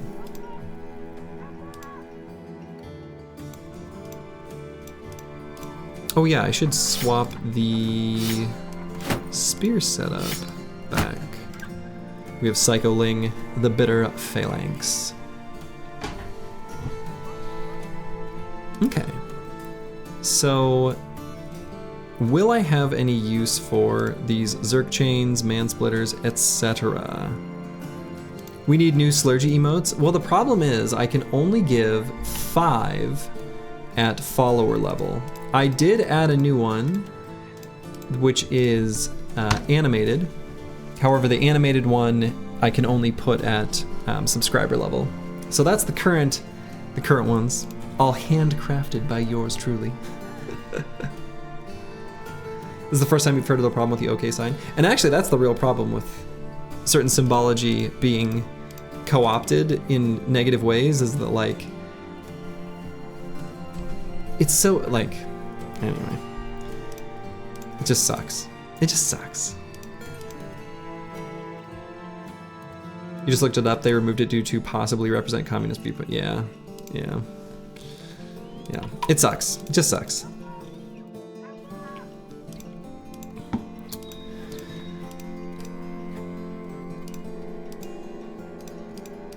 Yeah, I think from a weapon perspective, I don't think I'm going to need any of these. I think everyone already has...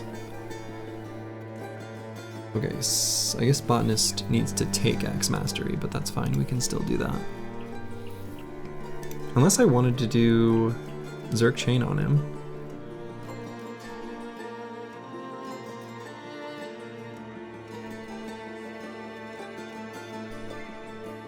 No, I don't. Can't, actually. So we will do Axe. So we'll leave Sir Walrum's Fury right here.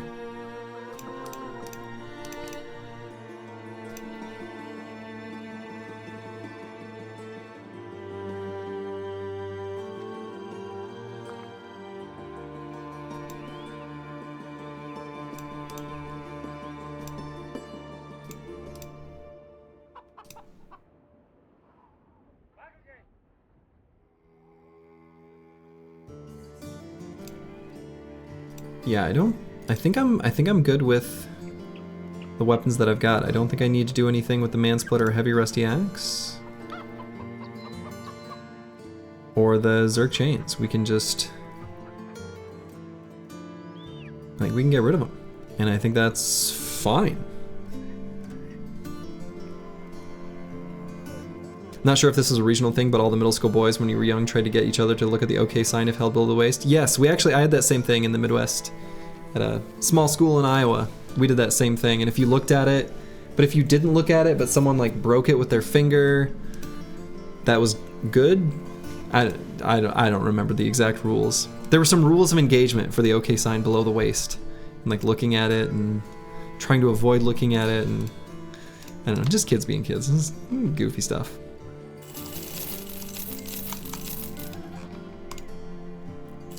Alright, let's buy a little food, since the team is nearly starving to death. Escort caravan to Weitblick. We would maybe do that, but we want to stop by Gronenfest on the way. Actually, would it path through there? No, it won't. Okay, well.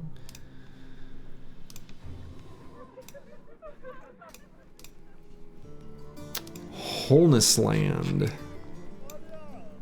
Okay, we can probably do that contract because we can stop by all these other towns on the way. Sure. Midwest schools, they have the options, either they're insanely bad or very good, no middle ground. It's kind of true. Mine was terrible. I mean, I don't know. Maybe terrible is overstating it. It wasn't terrible, but it wasn't great. Midwestern people, yeah, Minnesota's not real, don't worry about it. Minnesota's not real. Okay, we could buy another bonk. I do really like the bonk.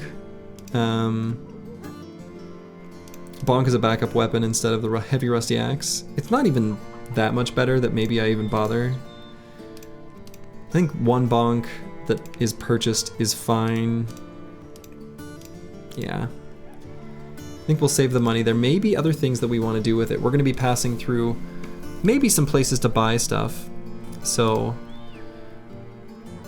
I guess I will accept this contract to deliver something to Wholeness Land. And the reason I'm going to do that is because we can go there on our way to take a boat to the south. The cheese is fake, Wisconsin isn't real. That's true. Wisconsin's not real.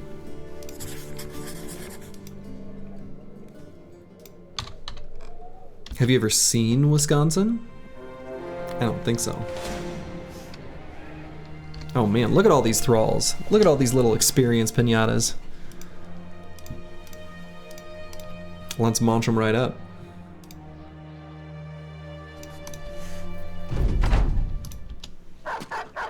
There's more coming from Slurch even if you made the joke.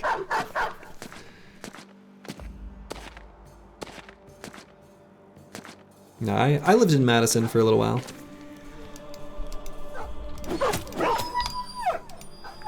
Lovely city. Though, as someone who does not at all care about football, living near Badger Stadium would not recommend.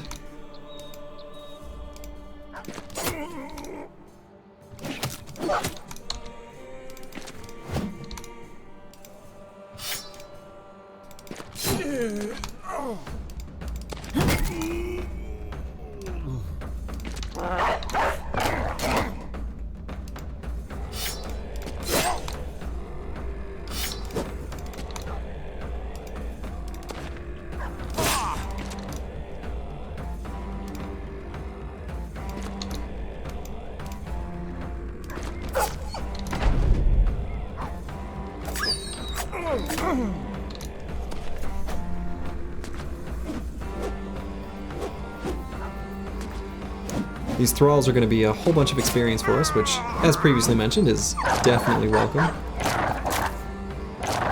Green Bay is much worse. You have staying time as the game in the stadium. The roads are just full of cars parked, going very unfun. Yeah. Yeah. Well, and the thing is Green Bay is not, like, it's not a very big city.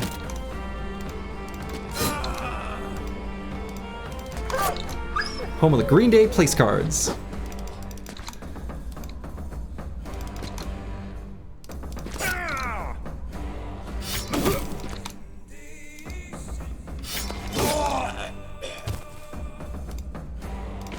Caca! I went on a salmon fishing trip just outside of Green Bay, like only a year or so ago. Fun trip.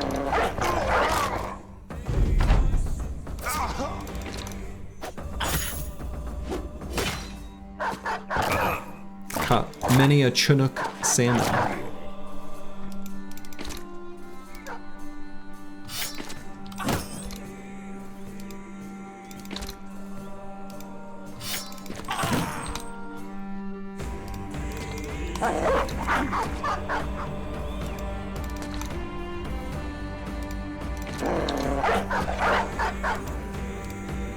Which I really like to eat. No one else who went on the trip cared for them, so we end up with a whole bunch of them that we like freezer packed and had salmon every once in a while for, I guess, when did I guess only for like a couple months, and I ate them all, but they really didn't last all that long. The fishing is good though with the cheese. We could do something we would never.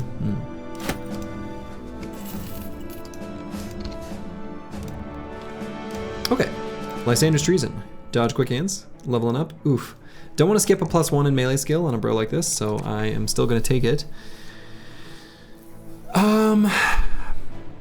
Between melee defense and resolve here is a little bit tough. I think I'm going to grab resolve because it's a very important stat to get confident as fast as possible, to get the melee skill buff from confident so that we can take out enemies and proc Berserk and Frenzy when we get those eventually. But for now, we'll grab Pathfinder.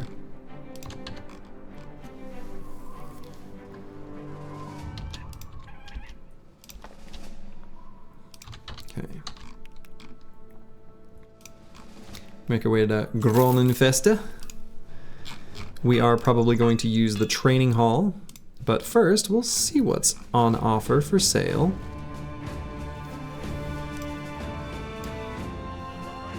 Okay, so as previously mentioned, one of the things we can do with our money is just to buy a coat of plates. Yeah, nice sale price. Agreed, nice sale price. We are going to sell stuff here too, so we'll go ahead and just do just that.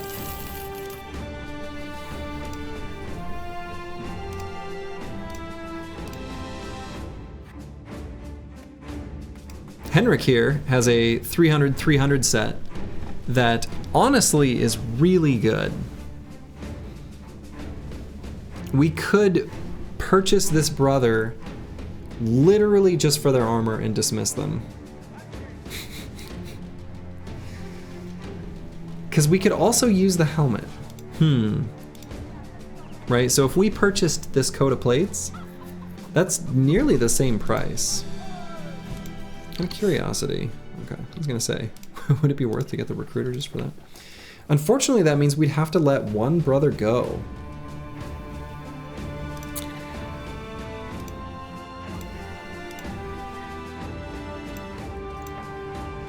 Who would it have to be if we did? It would be one of the indebted.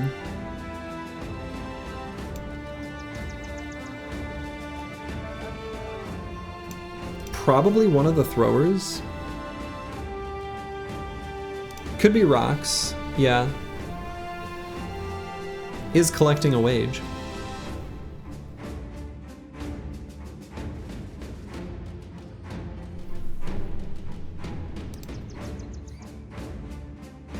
You're still useful.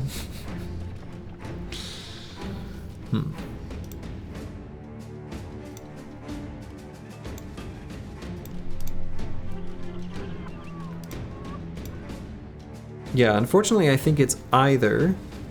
He's still raging? No, it went away. There must be a timeout on it. I didn't realize. No longer angry. I don't know if there's like a certain day count or... I'm not sure. Let's put someone aside like a spent torch. Really, we'll be giving someone their freedom. So I think actually it probably makes the most sense for it to be one of our indebted. Here's sitting here at level 7. El Luco. You've served the team well.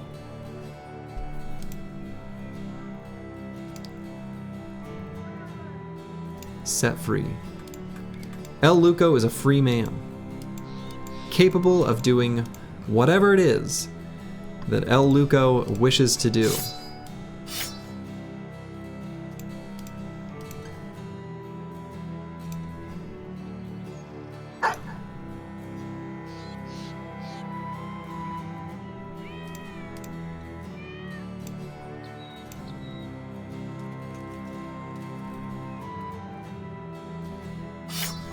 Might actually even put the arming sword instead of the winged mace on Golden Guys.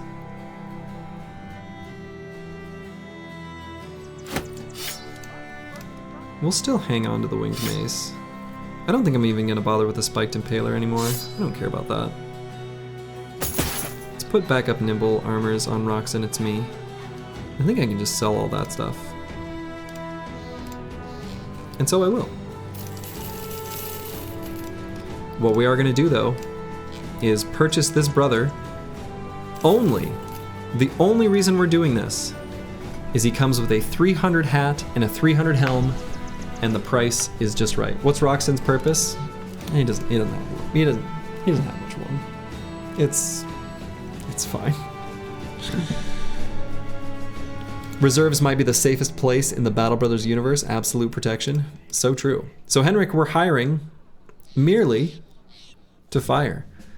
I'm not gonna level him up, not at this point. His stats aren't incredible anyway. Boom. So we're gonna let him go. But we got out of this a 300 armor and a 300 helmet. You love to see it. We could even just put it straight up on Zenithot 3, and it looks pretty dang good right there. So cycling is going to have a different setup than this. So we can put the flat top with Mail and Corvus Corae. We can replace this on Manifest Destiny's Child and Mortimer Drock.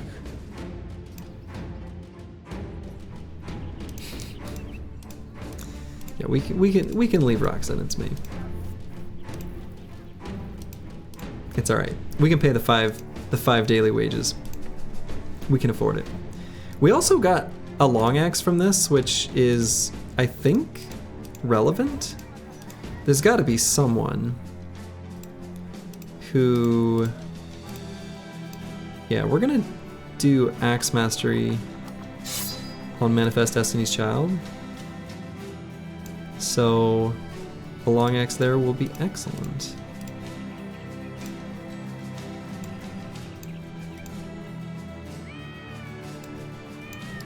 $5 in this economy? I think we can afford it.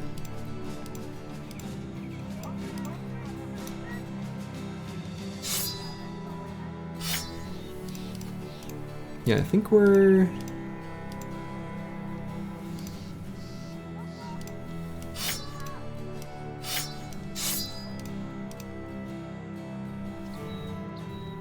Actually, let's just do this. We'll hang on to the jagged pike. Yeah, we don't need this stuff anymore. Actually, the helmet. Do I need? No, don't need that. So then, what does that put us at money-wise? Well, we're still needing a bunch of other supplies and stuff. Oh, if we bought a coat of plates.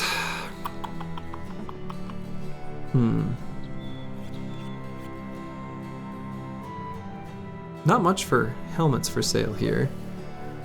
Yeah, this coat of plates would put us pretty low. Maybe a little bit too low, considering we have to buy food and ammo and tools. Yeah, I think that's probably just too low. So we'll go ahead and pay for some schooling as well. The bros that are level 10, I think probably won't need it. We'll save just a smidge, because the cost of transportation is going to be really high for taking those boats. Alright, so we can buy one more stack of tools and a little bit more food. Cool. Team's in good shape. We're going to stop by Weitblick here quickly. Since we've got just a little bit of money still, might have an opportunity to buy a Saleh from their armorer.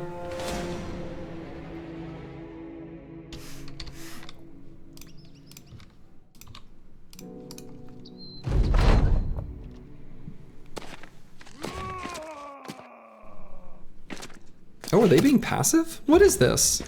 Okay, not that one. Boy, that guy got aggressive. Need some med kits? A little bit. We are a little bit low on medical supplies.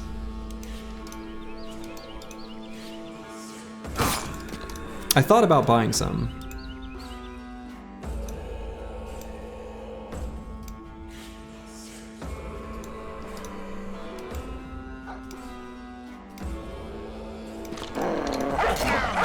But the price was really high.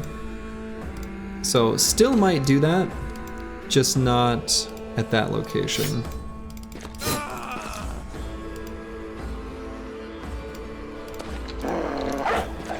Weird to see these thralls be so passive.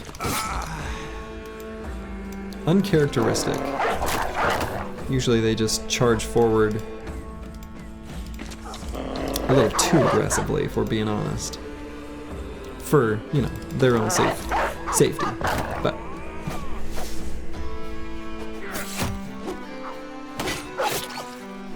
hopefully that dog on the front lines still remains nice and safe.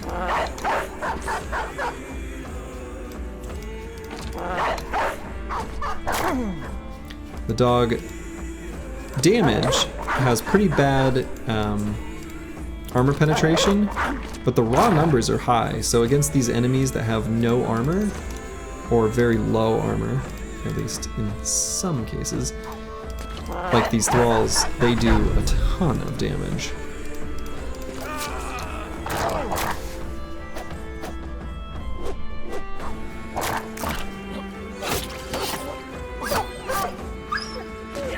That doggo died though, sad. Sometimes this happens in pure Orc Young camps too. Yeah, you could do a ton of damage to the Orc Young. And yeah, sometimes the oh, I see what you're saying. Yeah, Orc Young that just sit there, if they've got a lot of throwing weapons, and they'll be like, no, we have ranged advantage. You come to us. And it feels weird because, you know, orcs as like an archetype are so aggressive.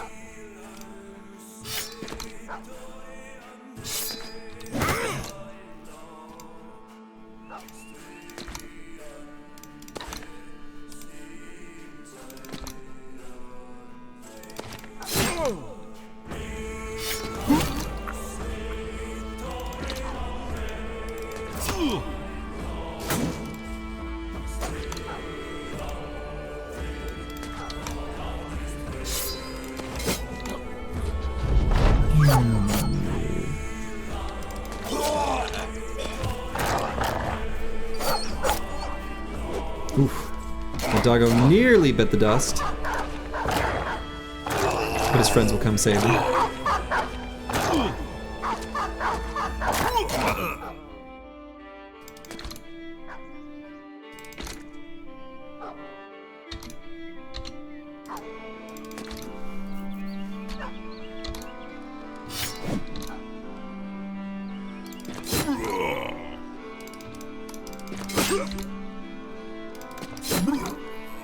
There we go. Caca!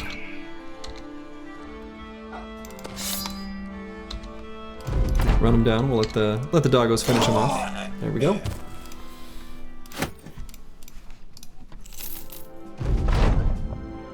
Oh, I suppose.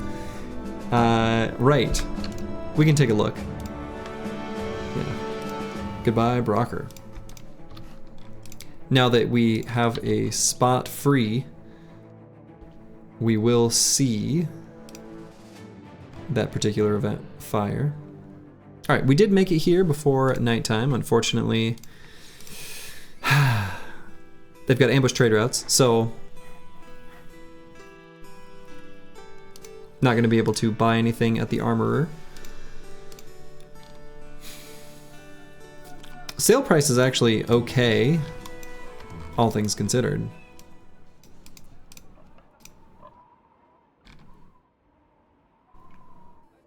Yeah. Good enough. We can get rid of this stuff. All right, so we're gonna hop on over to Nebelheim just to take the little puddle jumper to get to Holnen's Land. Holnen's Land? Yeah. Hey, good night, Bijante.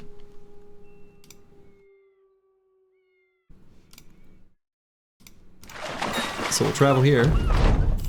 Boom, contract complete. Now, we could check out Norwald. Unlikely that it would have anything that we're terribly interested in. Holn Island. Holn Island. Holn's Land. Nope, I'm going with Holn's Land. Let's see what these contracts are. Probably not too interested in any of them, but yeah.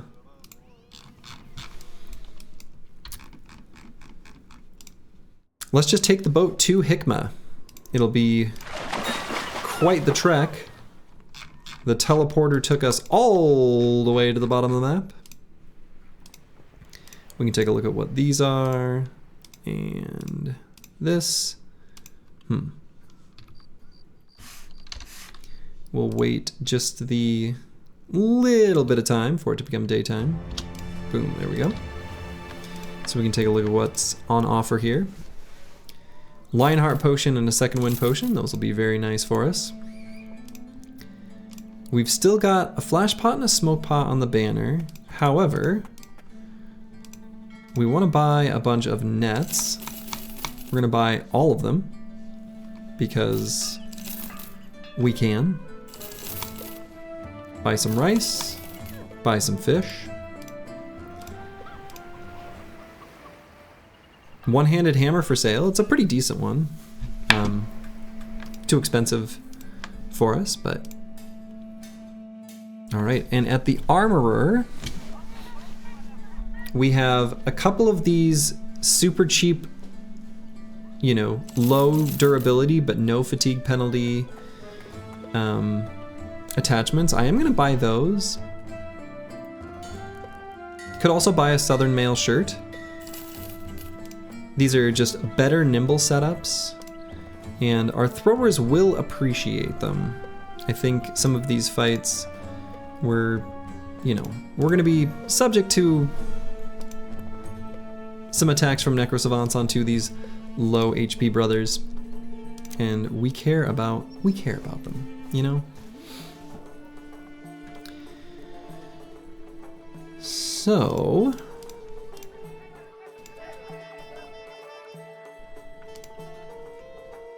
let's divvy these out. Can probably just replace the basic mail shirt with this one. Toss an attachment on. And could just put an attachment onto this padded leather as well. It's probably not terrible.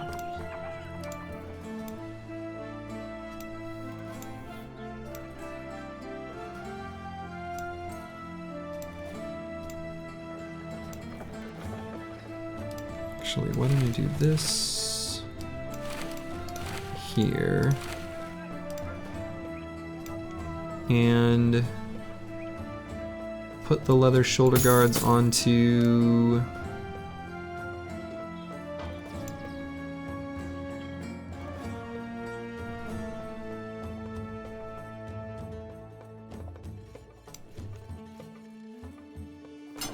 this, I guess. The leather lamellar. I don't know. And we can still hang on to a basic. Nah, we've got an extra. Whatever, we'll get rid of it. Could also, I guess, even potentially buy the metal plates and rivets. We've got so many armors and not enough attachments. If I try to be too picky and just wait for plus 40s, we're probably not gonna quite get there. So maybe I just go ahead and buy that. We could have some paint for the stew. True. I think we'll go with the classic stew recipe, the paint-free version, just for now. And we'll throw these metal plates and rivets maybe onto.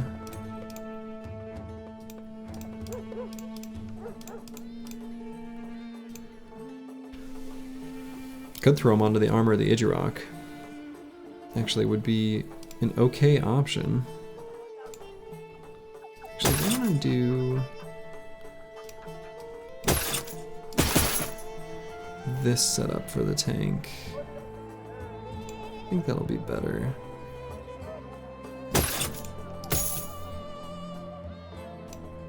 Yeah. You prefer the lead version? It is sweeter.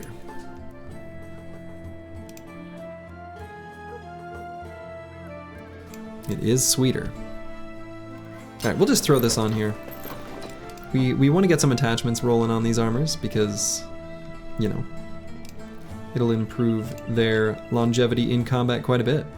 Okay, I think that's going to be a good place for me to call it for the evening. It's a nice, nice stopping spot. All right. So I'll send you guys over to good old Slug Zoo. I'll be lurking in the background for a little bit, and then I'll be heading off to bed myself. So, the team's real strong. It could be that next stream actually ends up being the one where we do Monolith. I'll let you know ahead of time, but it's possible. We'll see. So, to all of you, wherever you are in the world, make it a good one. Ta-ta.